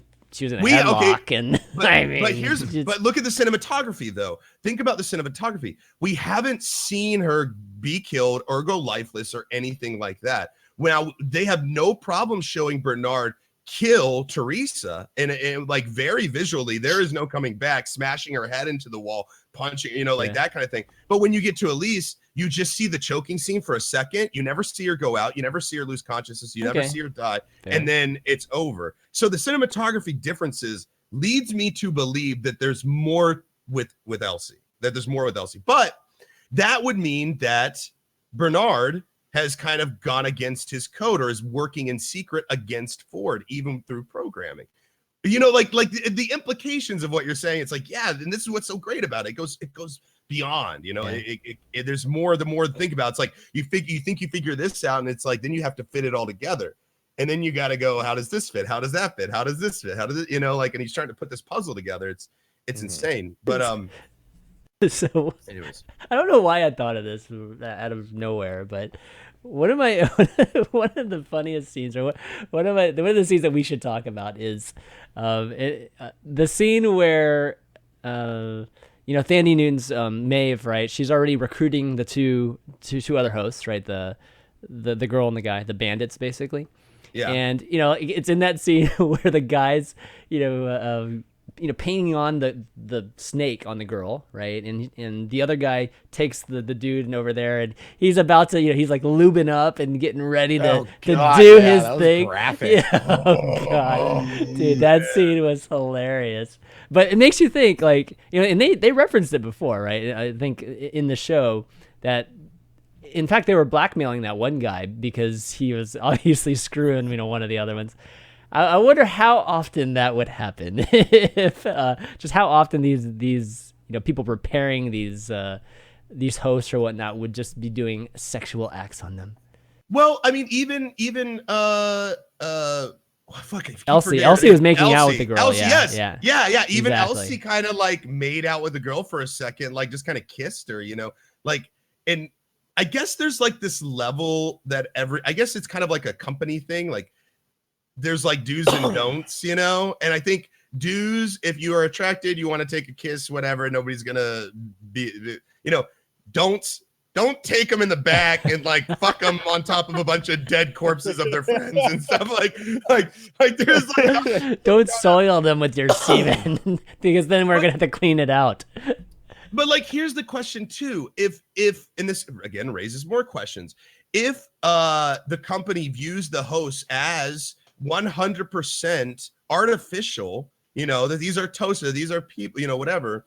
Why is it such a big deal that one of them would fuck another? Like one of their employees would fuck one of them, you know, like maybe it's like you don't piss where you eat, you know, kind of there, you don't shit where you eat kind of thing, maybe. But at the same time, it can't be a moral conundrum. Like it's not a moral thing to fuck these definitely hosts. not. I mean, even Anthony Hopkins at one point just cut that guy, you know. It's like, why are you dressing that person, right? And then he just goes and just like cuts his face, right, that host's face, just to prove that these are robots, these are not real people.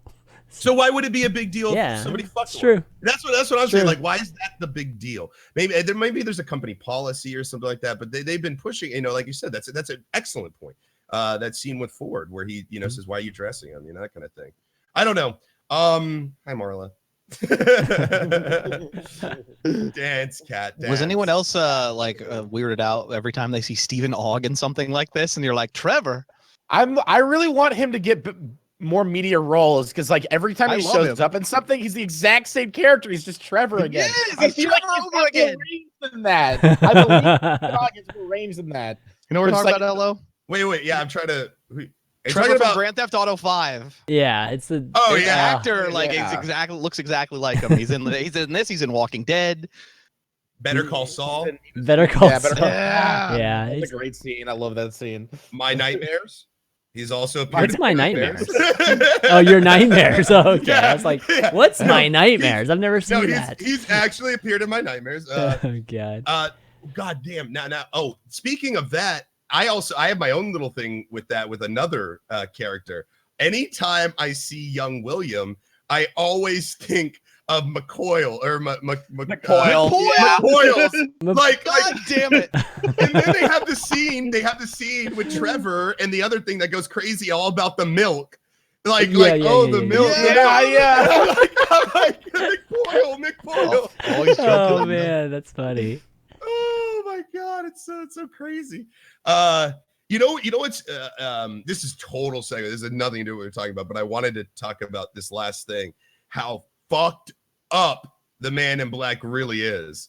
Like how like you get it, like he's fucked up, but when you go back and watch episode 1 again, knowing all the history, Yeah, he's like him shot and her Dolores, and raped her a million times. Yeah. he's raped this woman like over and over and over. It's like he went into this world. He thought that he fell in love with what he thought was this, real person, or he knew, but he didn't, whatever. She has a story, and then she doesn't recognize him, so he gets bitter about it and rapes her for like the next 30 years. Like that is insane. Oh, didn't he say he was romantic for a while, but he got bored? Like I not in the first In the last episode, he did. Maybe he did, but like he just walks up. He's like, Teddy. He's like, he even tells Teddy like, it took me a long time to realize why you even exist. And he's like, the reason you exist, Teddy, is because you need a loser, or winning doesn't feel good. Like you're the loser. I'm going to take this girl from you and I'm going to rape your girl, and it's going to feel good because I know that you're going to be upset about it. Like I'm taking something from you. And it's like, damn, man. Like God, you are evil. You are so evil. But there's like beauty in that, right? Because he's his true self. He doesn't waver. He knows who he is. He can claim what a lot of people can't claim, is that he like everybody asks themselves, who am I? He knows that answer. The answer is frightening and fucking terrifying, but there is some beauty in the fact that he does know who he is. He is, he's found himself through the game, that kind of thing. And, he doesn't feel the need to be any different, like that's him. I think he indulges himself too, because in that conversation he has with Ford, he even tells Ford like, "Hey, I'm that evil character in this whole storyline or narrative. Or at least he's trying to make himself be that bad guy. That's going to be the main bad guy in this story." And so he's probably indulging even more. His objective obviously is still to figure out the source of everything, but he's having fun with it. He's having fun fucking up other narratives. Just killing Teddy. Once you kill somebody, the storyline just ends. I don't even know what happens to the rest of the storyline. So this guy spends I don't know how much time coming up with some storyline that lasts the entire day probably, and then it can just end instantly. It's just kind of like that mob scene. Remember that the very first time he's like, I just wrote a new narrative. Like these bandits come into town, they shoot up the town, and then he's going to give this awesome speech at the end, and then that one innocent guest walks up to him and just shoots him in the head before he gives the speech. Yeah, and so he's good. like, oh. Let this be a lesson to you. And that lesson is maybe tomorrow. maybe tomorrow. That was so funny, but it's crazy how just little things like that. How awesome would it be writing for something like that though? Getting a chance to figure out these type of fun narratives. I'd have a field day. Yeah, it'd be amazing, man. God, man, it'd be awesome. I think that dude I think he's gonna play a much bigger role in the seasons to come. The skinny dude, The new Ford guy, I guess. yeah, Right. Yeah, he's I think he's gonna have a much larger role, and I can't wait to see what that is exactly. He's kind of like what's that dude from Battlestar that like betrayed Earth and he was like kind of a pussy for most of the series, but like he's kind of like that dude. Gaius, no, Yes, yes, Gaius Baltar, yes, yeah, he's the God. Gaius. Oh my God, I love Gaius Baltar. Oh, we got to watch Battle. We got to do an episode of Battlestar. Oh, man. Anyways, I gotta catch up on that then. That's it. That's Yeah, there's like a million hard. episodes of Battlestar. no, it's not bad. It's like 5 seasons. Like it's Just 5 seasons. Just but 5 it's okay. seasons. How about we That's say not more God. than the that? other. We have a month to watch it. I know, Like, exactly. That'd be crazy. I It'd have we to be a can- we season. can Oh, have always you not watched it, Nick? in the season, but well, I've watched it up until season 4, but I have to go back and rewatch it. I watched it up to season yeah. 3. So I would have to. I'd have to watch 4 and refresh 5. myself. Yeah. so good. You want to take some calls now, Chan? So we have a ton of we gotta callers, watch but I don't know if Yeah. I don't know if they're ready to. I think Monkey's had some problems hearing them, so still trying to figure out a couple. Maybe in a couple minutes. Let's see what. Give Monkey a couple more minutes, and then he'll send me who should be our first caller. But we got a lot of folks in the channel, so. Guys, once you get in the channel, let Monkey Overlord know you want to hop on the call with us. He'll probably ask you what you want to ask, and hopefully your audio is set up, so once you get on, you'll immediately be able to talk instead of hello, I can't hear you. And that little thing that we always do. So go to this channel, guys, if you guys want to participate in that. Yeah, and mute the broadcast. Don't try to watch the broadcast while you're talking on it. It's not going to work for you. Yeah, Pause the video. yeah, definitely. Yeah, pause the video. Maybe one last thing before we try to get somebody. Any other aspects? How about Ford? How about Ford just like chilling out with some of the hosts every once in a while, like sitting and having his a drink. fucking family and shit is like. Oh, that's right. He was hiding his family remember? the He was entire like his time. cabin full of his robot family, recreated from his youth. That was kind of weird. And Kind of fucked up. It was interesting that Bernard could never see it either. He could never see the door. What door? Yeah, he's like, what door? What door? Yeah, that was interesting too. Yeah, when he takes. Yeah. He has to have other sectors too that are off the grid. Oh yeah, Probably. I mean, Ford says that they had that conversation many times. He's like, Bernard, this isn't even the first time we've had this conversation. Like, I'm just gonna push this button and you're gonna forget all this, and we're just gonna go back to what it was. But I mean, he's got parameters, and Bernard has found a way around them a lot of times, and always comes back to the same, questions about, who he is and is this right and blah blah blah and what it, all that stuff. Like, is my son real? Anyways, he gets into that, but they've been through that before. That's what he's hinting at over the last 30 years. Like, he's been through that. And he says in the thing, he's like, he says he doesn't remember certain models or like their history. He said that like there was one scene specifically where he said they were trying to figure out Dolores's father when he was, going off the grid and he was kind of getting crazy because he saw that picture. He asked him, he said, what else has he done? He's like, well, this model was here before I was, but I remember him being a sheriff and I remember him being this and that. But he forgets that he was the professor. He forgets that he was the professor who liked Shakespeare. So like there must be some kind of blocks into how far back he can remember too, or like maybe a created memory of when he was hired on. Are there here's a question I want to ask you guys. Are there any people that we are seeing now that I don't know the word I'm looking for. There's no reason to believe that they aren't hosts that you think that they are. I mean, humans that are hosts. There aren't many humans left, to be honest. Ford that got shot at the end. Okay. You think that was a host? Yep. I think somebody in chat said that Nolan confirmed he's dead. I don't give a fuck what show's creator if he signs a contract, if he signs a big enough contract, he's show's host that tells you shit. No, if you want to know, you just go and look and see if they've been signed on for season 2 and 3. That's right. Remember the Lost writer said they had an explanation that wasn't magic? No, so how many humans are there? Well, okay, so here's the thing. There's the head of security, right? Okay, yeah. He's still around. Yeah. The head of security is That still guy. around. The guy who does the narratives, the girl that comes in from the company and is trying to sort of sabotage or scheme her way. Is she dead getting after more- that? After Maybe that? I don't know. There are several still human characters, but you're right, there aren't very many. Man in Black, William, I believe he's a human. I mean, that wouldn't make any Man in sense. Black's for him dead. to- There's I no- loved his smile at the end, by the way. Yeah. When he gets shot, he's like, "This is great." Yeah. Oh, yeah, I forgot about that. I forgot about that. He's like, "Shit just got real finally." Yeah. But what else? I don't know. I think that the head of security, might be a host. Really? Okay. I think so. Wouldn't that make sense? Like all who- the security like- guys seem like. Yeah, like think about it. Like if you owned a company and you could make hosts and you had parameters that you could slide them up with intelligence, strength, stamina, all that shit. Why wouldn't you have a quote unquote, like super soldier as your head of security? Why would you hire a human? Like it doesn't make really any sense.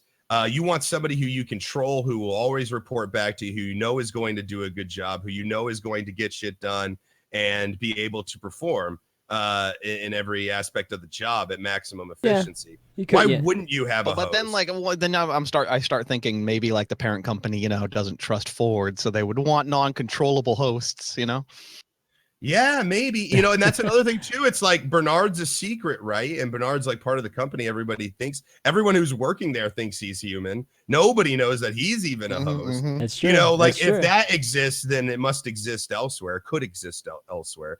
But I think that there is clearly some kind of company policy against having hosts as employees, I would imagine. But I don't know. Who knows, man? All right, Again, we got a caller now, so let me pull in Dark Instinct. Here we go.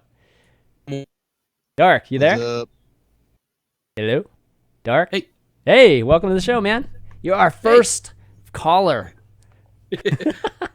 Well, thank you very much. Yeah. well, so, for this. yeah, not for, ever. for this, not ever, not ever, not ever. We Hey, see but, what we we did haven't to had you? that many, so he's top 5, Smaller something like that. virginity. Yeah. See what we did to you already? We build you up just to break you down. Yeah. So that it's called Balance. Your balance. ass down, dude. Fitting for the Westworld scenario. That's right. Yeah. That's right. Some kind of emotional, climax, and then everything's just downward from there. Yeah, Everything pretty is much. nothing like you thought, basically. Welcome to the show. Welcome to the show. yeah, yeah. So, do you have something or you had some cool thing to add to the discussion here?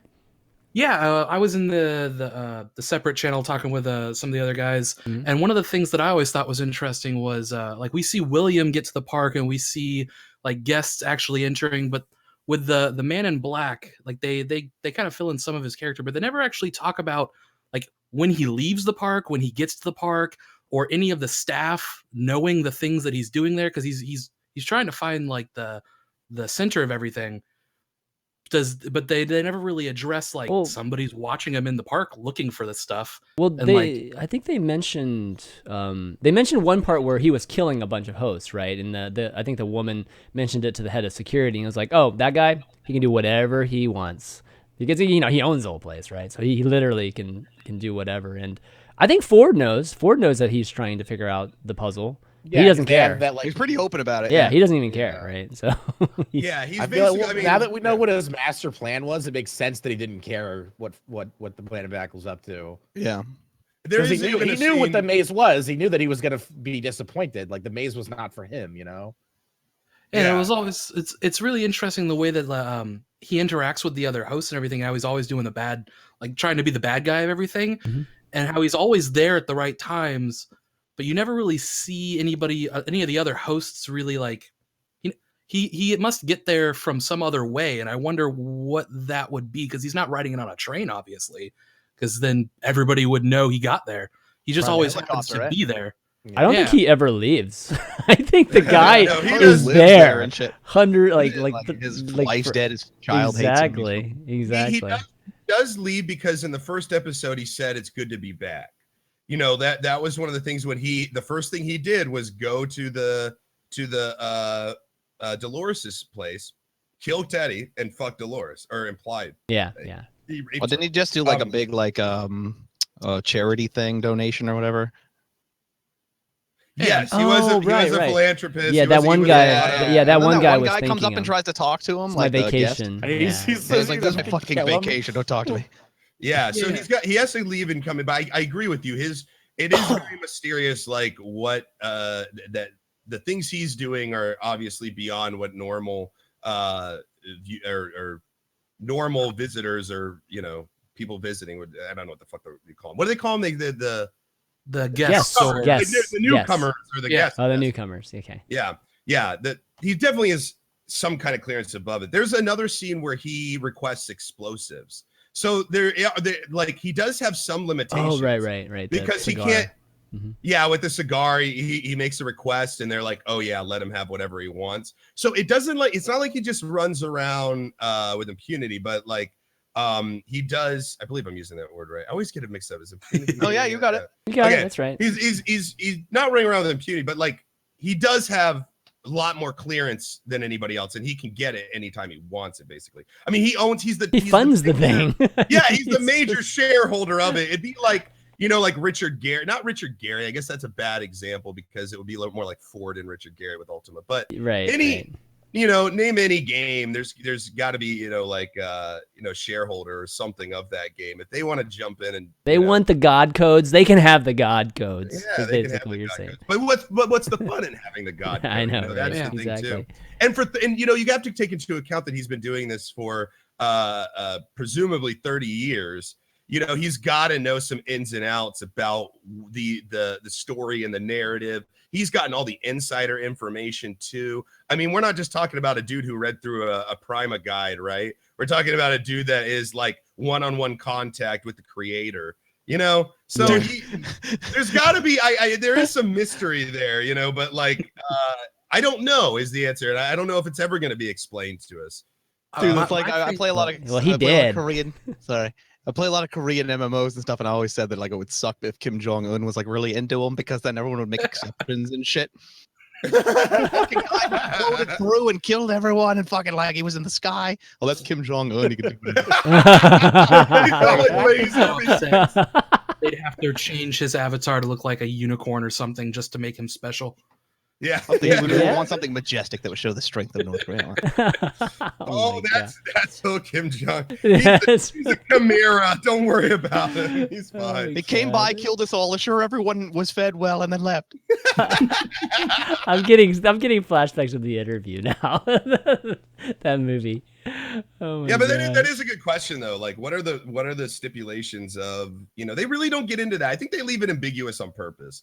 My the thing would stipulations be of where you can come. Everyone's trying to figure out like a way to the the center of the maze and everything, and it's a lot of questions about like the world itself. But if he's been there for so long and like you never see where he goes or how he gets there, I wonder if he has like his own secret entrance, and what would happen if any of the hosts found out how he's getting there.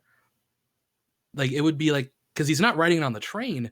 It's just there's so many other options for what he's doing with that world, how he's getting there, how he's leaving. Does he have his own like bunker built into the world?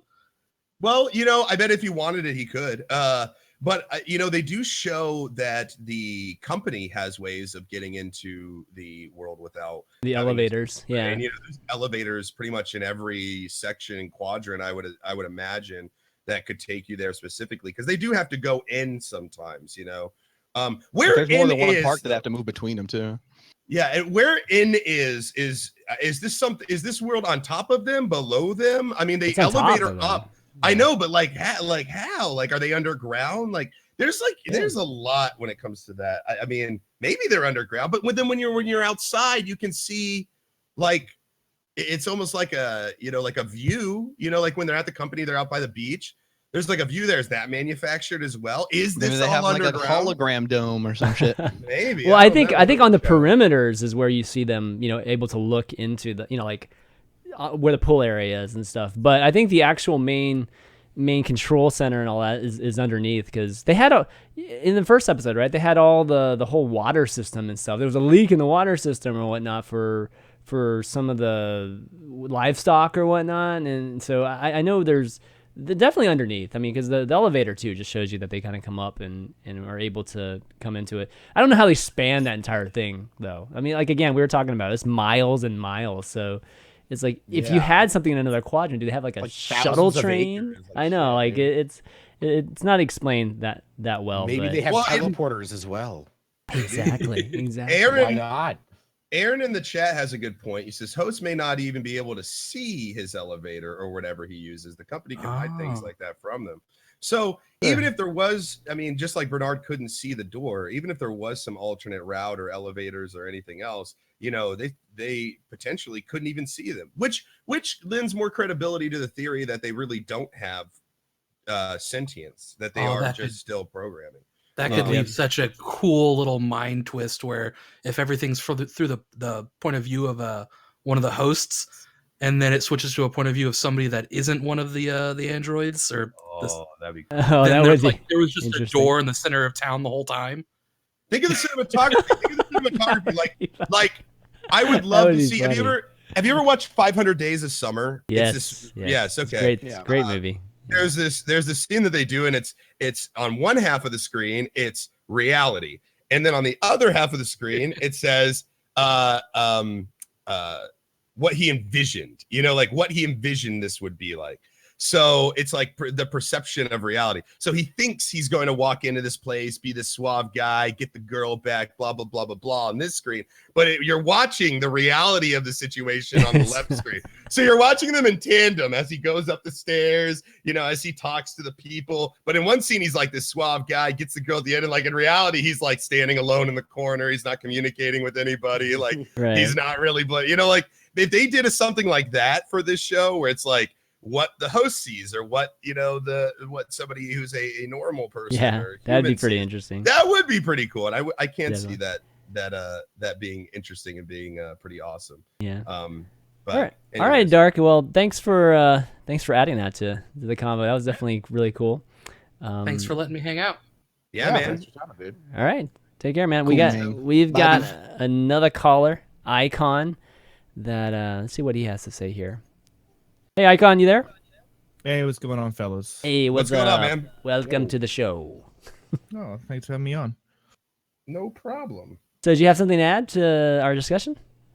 I kind of wanted to go somewhere new real quick, just to hit on a couple of things. I wanted to hear you guys' thoughts on HBO registering Explore Samurai World and Explore Shogunworld.com, as well as the brief samurai appearance in season 1, how that might tie into season 2 at all. There's definitely going to be other worlds without question. Yeah. Because of Michael Crichton, I believe, like hinted at it in the short story. What happens if the rogue AIs, the hosts from Westworld, break out and go to the other fucking worlds? So we didn't even think. So we're thinking about season 2 right now. Yeah. What if Shogun World is another show altogether, and then all of a sudden we have like potential crossovers between Westworld and Shogun World? Any potential to that? I mean, is there any potential that could be happening? Yeah. I mean, that's definitely a possibility that, you know, this season 1 is Westworld, season 2 is, you know, Samurai World or whatever. No. We just have like a different show that starts that's called Shogun World or Samurai World, but Westworld continues. Westworld? Yeah, Westworld continues. You think that they're just gonna have a new, brand new show? Yeah. What if it's a brand new show?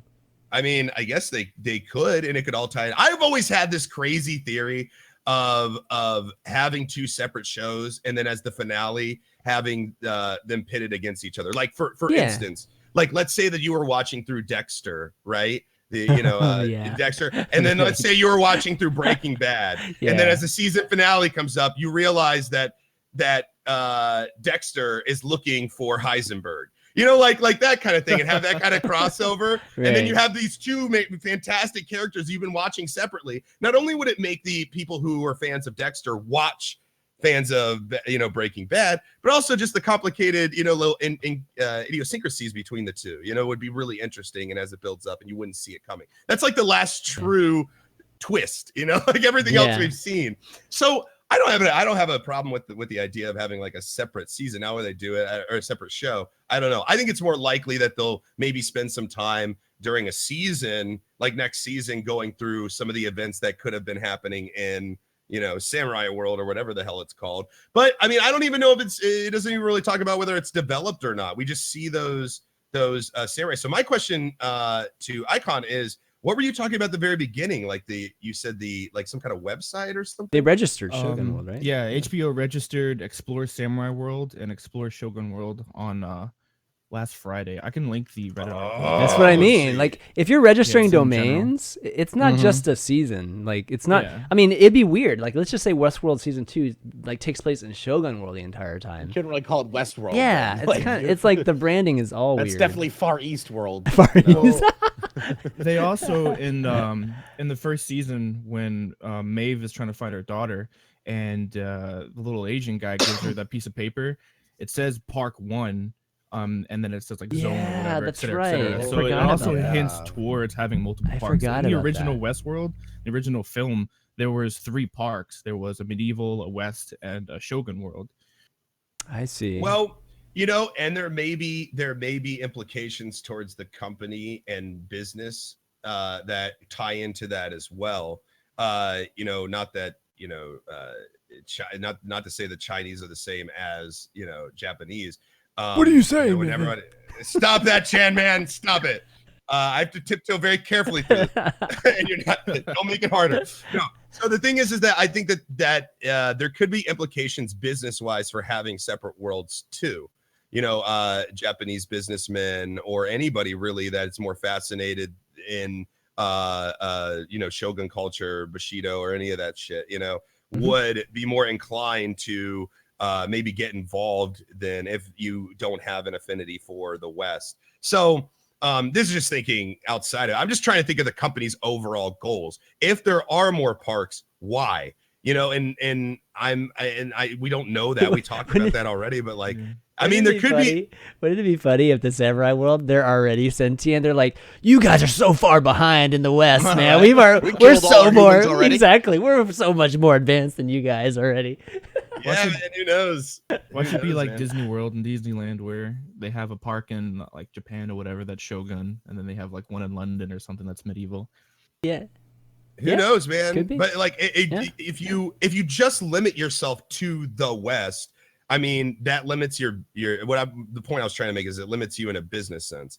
But if you open up your idea to a broader, variety of things, then you're obviously going to have more. It's going to be more money, more clients, more whatever. So having that diversity, I think, makes sense in the world. Bigger picture, I'm not sure. But I mean, I don't know. I have no fucking idea, man. What if they did a separate show? I don't know, man. That'd be crazy. That'd be awesome. That'd be cool. I think it'd be cool. You're blowing his mind, man. Yeah, I know. Like I said, I've always thought of 2 separate shows and not having. But here's the thing. Here's the only difference is that these would be clearly connected in some way, right? Like you go into it knowing they're connected. I think it'd be more interesting going into it not knowing they're connected. Of course. Sure. Like how about this? Instead of having have Westworld, it all takes place in Westworld. It all takes place, around the facility, everything that's going on. And then in a separate show, they focus on everything outside of that. Like they focus on the world itself and how, they just refer to it as the game, the game, has caused this and that and blah, blah, blah, blah, blah. It's changed this. And you don't know the game that they're referring to is Westworld, and to have that tie-in. There's the implications. They could go crazy places with this. I was talking to someone recently about it, about the samurai thing, and they said, watch season 2 they deployed the samurais to take over the rogue host from season 1. Oh, like, oh man. Wait. Do what now? I was talking to a guy recently about this theory about the samurai world and whatnot, and how they show it in season 1, and at the end of season 1, how they kind of start rebelling or whatever. He said we came to the conclusion that it would be funny if they released the samurai hosts to take out the where they programmed them in Westworld. They programmed them to go and kill the Westworld. And the first part of the season was like a host on host like world within Westworld, and the humans trying to get out to kind of like, oh no, it's crazy war shit. Let's go back to Samurai World or whatever. The safety of Samurai World where the kill. So we're literally going to get ninjas versus pirates. Like we are actually going to see cowboys versus samurais versus ninjas versus. I mean, it'd be crazy. Yeah, season 2 could be all about taking over, taking back Westworld from the sentient hosts and whatnot. Yeah, I mean, I could go that direction. Now I'm starting to think like, what about like the discount worlds? Like we're just seeing the rich people's world, right? Discount worlds. What's the discount? What's like the discount poor man's world? I don't know. What would it be? Get a raise at your job world. Exactly. It'd be real life. It'd be just the real world. It's just straight VR, man. The real world. That's what no, man. It's Walmart world. Slightly hotter wife world. Slightly hotter wife world.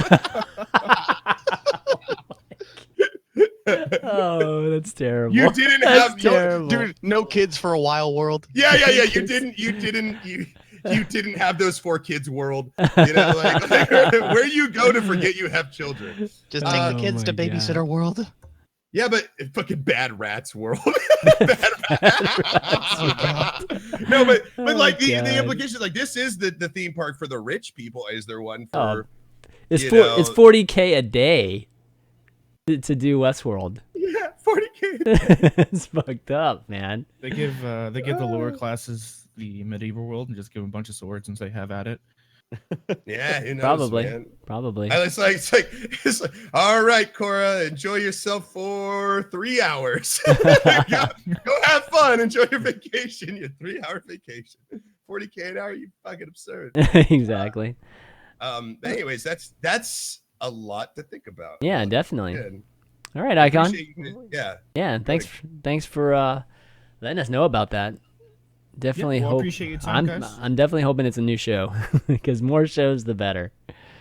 I agree. Well, hopefully you guys have a good night, and I appreciate it. All right, take care. Have a good one, dude. Bye. Okay, I think we might have one more, but he hasn't responded. He was in line, but let's just see if he's there. If he's not, then we'll call it. Bad boy, are you there? Hello. Hello. How are you? Welcome to the show. So, bad boy, what you gonna do? What you gonna do when it come for you? I was gonna be like, are you really a bad person, or is this just a username? Like, what do we doesn't get chicks, man. They love bad boy. Yeah. No, the name actually came from my dad. He wanted to name me when I was like, on the BBS boards and whatnot. He called me Little Boy when I was a kid, and I was like, no, can't have. Called you what when you were a kid? A good boy. Good boy. Oh, good boy. Okay, gotcha. Oh. No, he wanted to call me Little Boy. Oh, little boy. Oh. Yes. Because I was like 6 years old, like, on the BBS boards back in the 90s, like, typing up stuff. And he's like, no, I'm going to be bad boy. So I've been stuck with that ever since. So, like, your like 6-year-old self is still carrying there. Or you're like, how old are you now, if you don't mind me asking? I am 34. Okay. Dude, you're like 30. You're still holding the mantle of a username from your 6-year-old self. That is insane. That is crazy. That's history, cool. Man. There's That's nothing wrong with that. I've always been interested in the usernames of people and like how they developed them, how long they've had them, and stuff like that. Dude, I've had Chanmanv forever, man. Yeah, I've had this. The 2001 came a long time ago, but I'd say I've had it for at least 20 years. God, that's crazy. Yeah, you can't have Little Boy. You like, Dad, I'm gonna go on the AOL forums, the AOL chat. I'm gonna get on AIM. My name's gonna be Vulnerable Little Boy. No child predators or anything, but yeah. So what's up, man? What do you want to talk about? So, 2 things. One, we were talking about the implications of season 2 and what that brings. For Westworld, we were thinking about how they were showing off like Samurai World and the possibility of medieval world, because apparently there were several worlds involved in Westworld storyline. Mm-hmm. So now we're wondering, does that mean that season 2 could possibly be like, Samurai World with like same characters? Notice how they have like shows like American Horror Story where they have the same characters, but they're all in a different setting. I'm wondering if that could be implications for how they're going to do. What's funny is we literally just talked about this with the caller right before you. Like, yeah, I know. We were talking about that. And you guys, okay. We went further into it. We were thinking, what if, and this is like a crazy, like impossible situation, if Game of Thrones was actually medieval world? What? There's no way. Come on, That would be pretty hilarious. That's too though. meta. That would be the biggest hilarious. mind blow though. if like Holy crap! HBO decided to reveal that. That would be I'm funny. sure J.R. dude. Martin would be just fine with them Yeah, totally yeah. folding his Oh, work thanks into for someone shitting else's on over. property. Yeah. That came to my work. You just shat all over it. Thanks, guys. Well, they'd be like, well, you should have written faster, I guess, huh? You know Oh, what? damn! You know what? Damn! You know what though? You know what though? George R. R. Martin fucking would deserve it too. Yes, he You're like, would. oh, you like twists and you like killing off important people. You like hurting your viewers, huh? Well, guess what? Your work is just a part of a much larger work. And that's your twist, At sir. the very least, it'll motivate him to keep staying alive, right? He'd be And like, keep well, writing stuff. Do the robots have lesbian sex? And they'd be like, yes. And he'd be like, all right, you can continue that. I mean that's absurd. But I like to think about it. It's a funny thought, but I mean, I don't think we can put any real salt in it. That would be actually going back crazy. to the Westworld show itself. The main question I had was actually about Ford itself. The thing that no one ever really questions is how Ford is able to actually control all of the hosts without any verbal commands or anything at all. That's and true. that makes me believe that he is possibly not actually physically there as they think he is. Like the Ford that we see, the actor Anthony Hopkins, I'm beginning to wonder whether or not if he's a host, actually, basically like a master host. Actually the man behind the curtain in a big control panel somewhere. Yeah, I mean that makes a lot of sense actually. So while he's watching his host body interact, to the capacity that he would interact with somebody, he's also sitting, the real him is sitting at a control panel somewhere causing dust storms or doing this or manipulating the code in some way. That makes a lot of sense because it's either that or he just has a backdoor, just verbal commands that only he knows. I think it makes the thing. He didn't say any verbal commands when he paused all of those hosts at once while he was at dinner with Teresa. Yeah, he didn't say Oh, anything. true. That's true. Yeah, he didn't say anything. They just all stopped. Yeah. And I'm like, how does? And there was like hosts way off in the distance that couldn't hear him. Yeah. So how is that possible? He's probably I think you're onto something. Honestly, you have to go back and maybe check his hands to see if both of his hands were on the table. Like maybe he has, or he like, put a something in trigger his word pocket. and like stop like 1 minute after I say this trigger word or whatever. That could be, yeah. But how? But then you have to know how the way conversation across the goes. field to hear. I mean, Yeah. they have robot super hearing, but They have Wi-Fi in their heads. Yeah, they get Wi-Fi from host to host. I Surrey. like how she would be at the table. She would be at the table with him, like, we're gonna take over your company. He's like, but would you like a banana? And then like everything stops. And she's like, what? I don't know. I don't want a banana.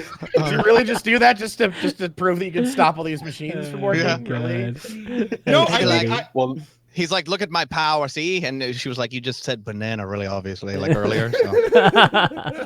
And it was It's weird. always The way banana. What's happening? It's always banana though. It's never like another trigger word. He just keeps bringing it up, and they're like, "Man, he must really like bananas, man." What's this thing with bananas? No, I think actually you're onto. I think you're onto something. I didn't even think about that in that terms. I did think that having himself as a host was possible, and I didn't really explore the implications of that.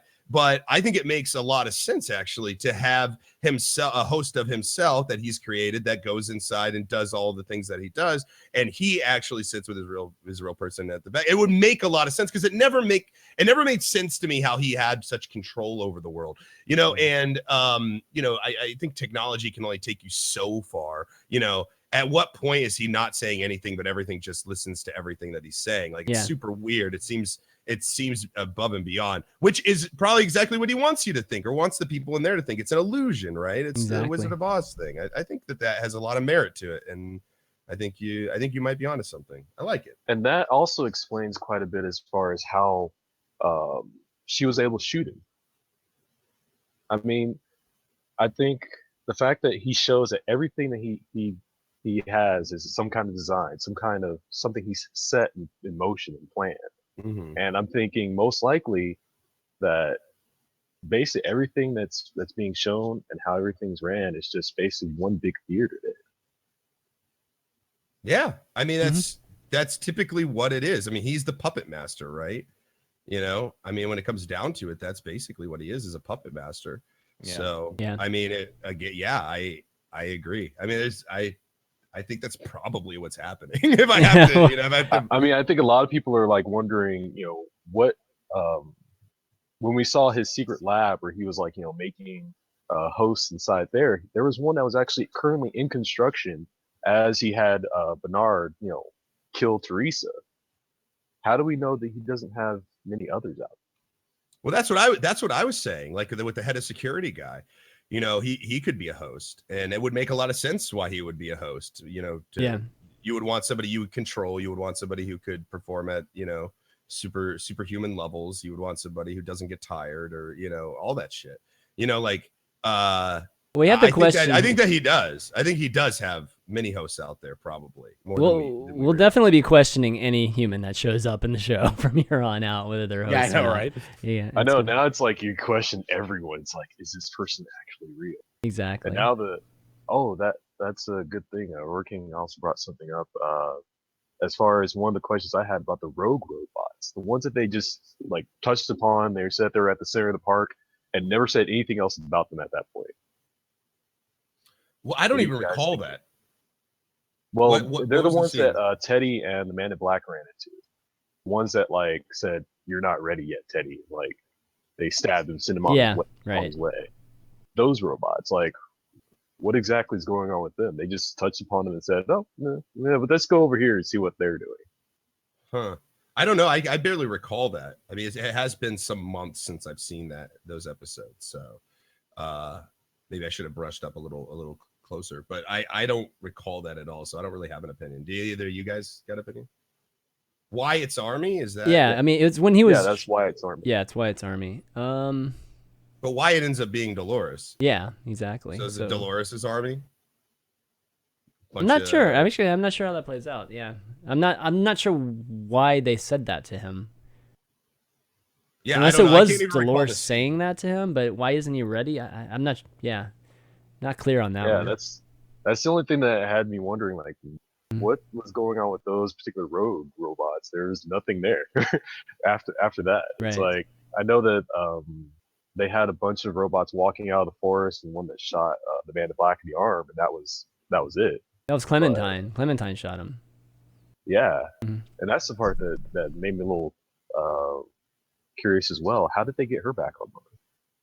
Well, I mean, he just put all of them back online and turned off the protection restriction parameter, right? So I think Ford just reactivated all of them.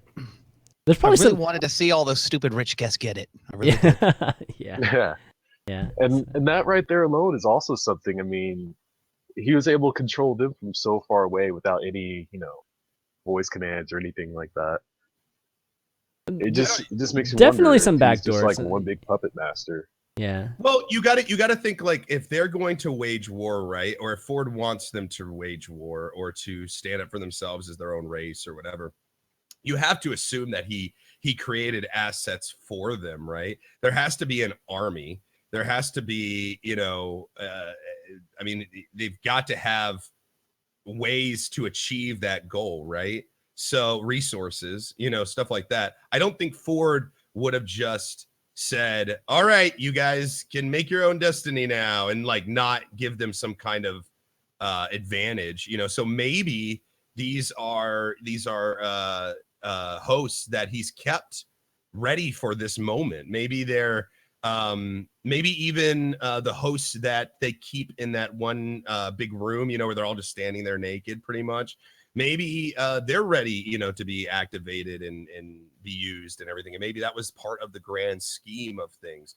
So again, I mean, we won't know until season 2, and maybe we won't even know then, but we can speculate. I think that there is probably a lot of resources, a lot of hosts that are there to help with the uprising that Ford probably manufactured purposely for them. Yeah. Okay. And the other thing that kind of supports that theory that he might actually be elsewhere is when the Man in Black was talking about the story behind Arnold and how he was supposed to create the key to eternal life, and then he went went on and died. And I'm wondering if basically what Ford did is he took Arnold's, I guess, abilities in order to become immortal and stole that from him. In other words, he's putting his mind into like, more bodies and stuff like that, keeping himself alive. Now we're getting into Black Yeah, Mirror. exactly. Yeah. Now my mind is truly blown. I mean, yes, I guess. I guess Yeah, it definitely could possible. be. Yeah. I don't think there's anything in my mind that's going no, and this is why. I mean, it's definitely possible. I don't know, man. We're just gonna have to wait. Yeah, exactly. I know, exactly. There's nothing more really to say about it. Like, I agree that could be a theory, and it makes sense to me. I think that maybe, like I said, that he left assets for them. I think that maybe the people in that one big room, all the naked people, I think that's maybe for the more outward takeover. And I think that maybe the rogue people are more for the inward Westworld takeover, because they're two separate places, so you have to have soldiers in both. I guess the only thing I'll say is that, I hope that he's still alive, because I definitely do like the aspect of a puppet master.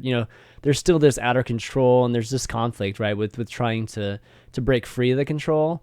Because I think if he's just completely removed, which we should be led to the point. I mean, we're all speculating, but the reality is right now he's dead. Okay, so if he does continue on with him being dead, or at least he isn't alive, then this kind of wild and natural kind of progression, I don't feel will be as interesting of a construct as having him consistently being that controlling aspect. I did love that part of this season. So I will miss that if that's going to be gone completely. Hopefully it won't be. I still like the idea that he's alive. Yeah. I mean, everybody is speculating. It just exactly. seems it's all too surreal. The fact that, after all this buildup, he's just going to off himself after knowing fully well that this person is a completely manipulative mastermind, and he just offs himself at the end. It just doesn't seem. Yeah, I don't even think so. Yeah, it just doesn't. It just seems so out of character that it just like makes me think. Yeah, this seems like a guy that would have a backup plan even if he died. Right. All right. I don't know. God damn it, man. All right. Yeah, I'm just gonna slink down here. Exactly. Now I've got a lot to think about, so just leave me alone. But all right, bad boy. Thanks for adding that. We're kind of running over, man. so we're gonna have to wrap up here. But appreciate you calling in, man. No problem. All right, thanks, man. Yeah. Okay, guys. One thing. Wait. One thing before we go. We didn't cover one important thing. Okay, real quick. I was reading this on the subreddit right here. I didn't. What's with Asians getting yelled at on Westworld? I didn't want to raise this up because it's a good show, but this is now the third time a bumbling Asian got yelled at by a superior who was white. 3 times. The first was Don't the worry. Asian woman designing a host. The second was the autopsy guy, and now one who gets lit up by Ford. Could they yell at someone else for a change? And that's from Asian Identity, AZN on subreddit. Don't worry. Samurai World is coming, okay? So the Asians will get their revenge. Don't worry. They'll be slicing up people next season. Yeah, man, I'm going to ask you to take this one. For no reason. That's for no reason. Oh, man. No, next season, Asians will get revenge. Don't worry. They won't just be yelling out at the white people. They'll be slicing them up, too. Hold on.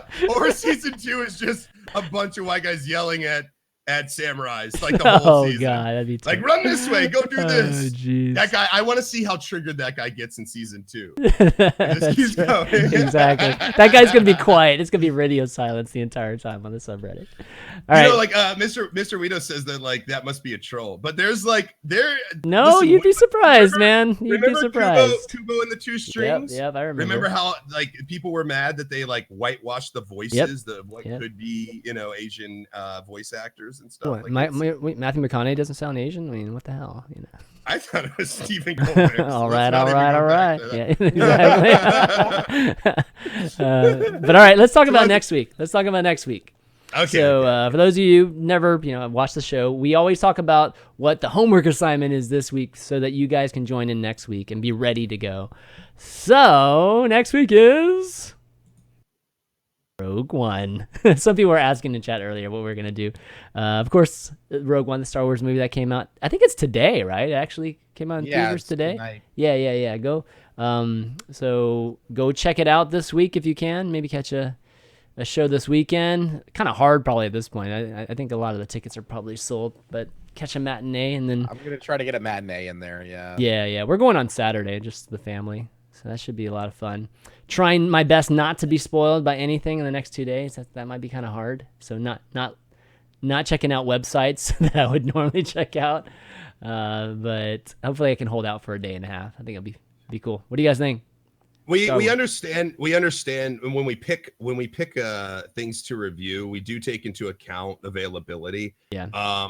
But this one doesn't have the best availability for you guys. I know that it's hard for some of you guys for this week to go and watch Rogue One. We recognize that, but at the same time, we recognize that it's Star Wars and it's something that a lot of you already had your tickets bought as soon as they went live or something like that. Yeah. And it's a pretty important part of our culture, especially entertainment.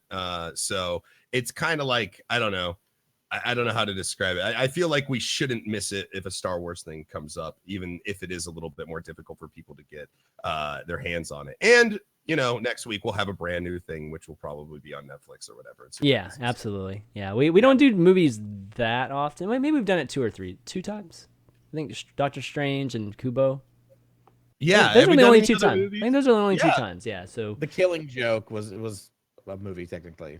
That's already been released on DVD. Yeah, we've stuck to Blu-ray. shows for the most part. We've been doing yeah. seasons of shows, but Yeah. So we don't do movies often. So this is one that we are doing, and I hope you guys enjoy it. I'm gonna be seeing it probably I'm excited. next week. Yeah.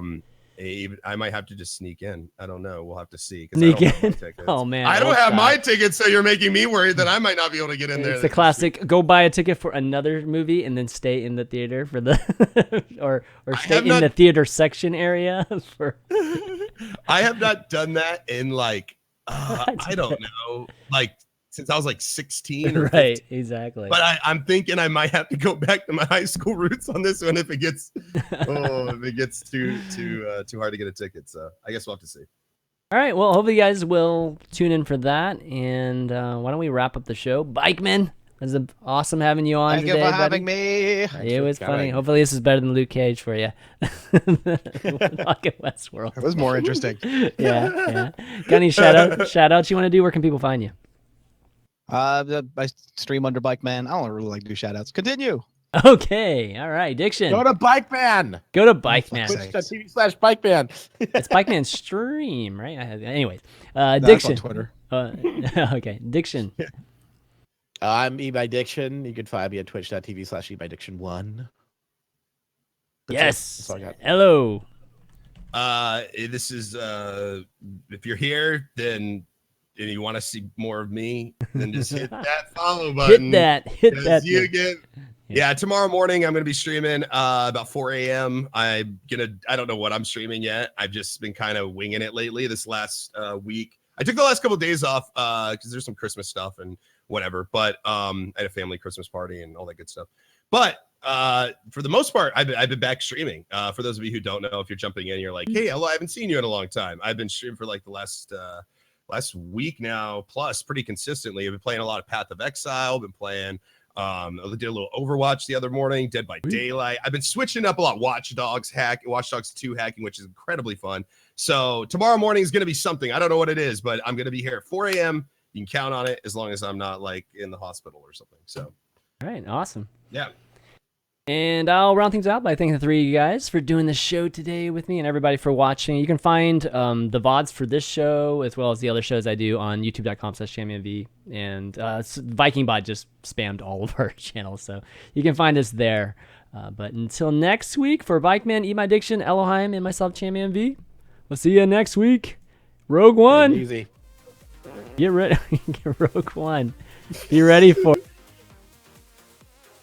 I was blowing a kiss. I do it every time. It's my trademark. It's my Alda. This is me blowing a kiss.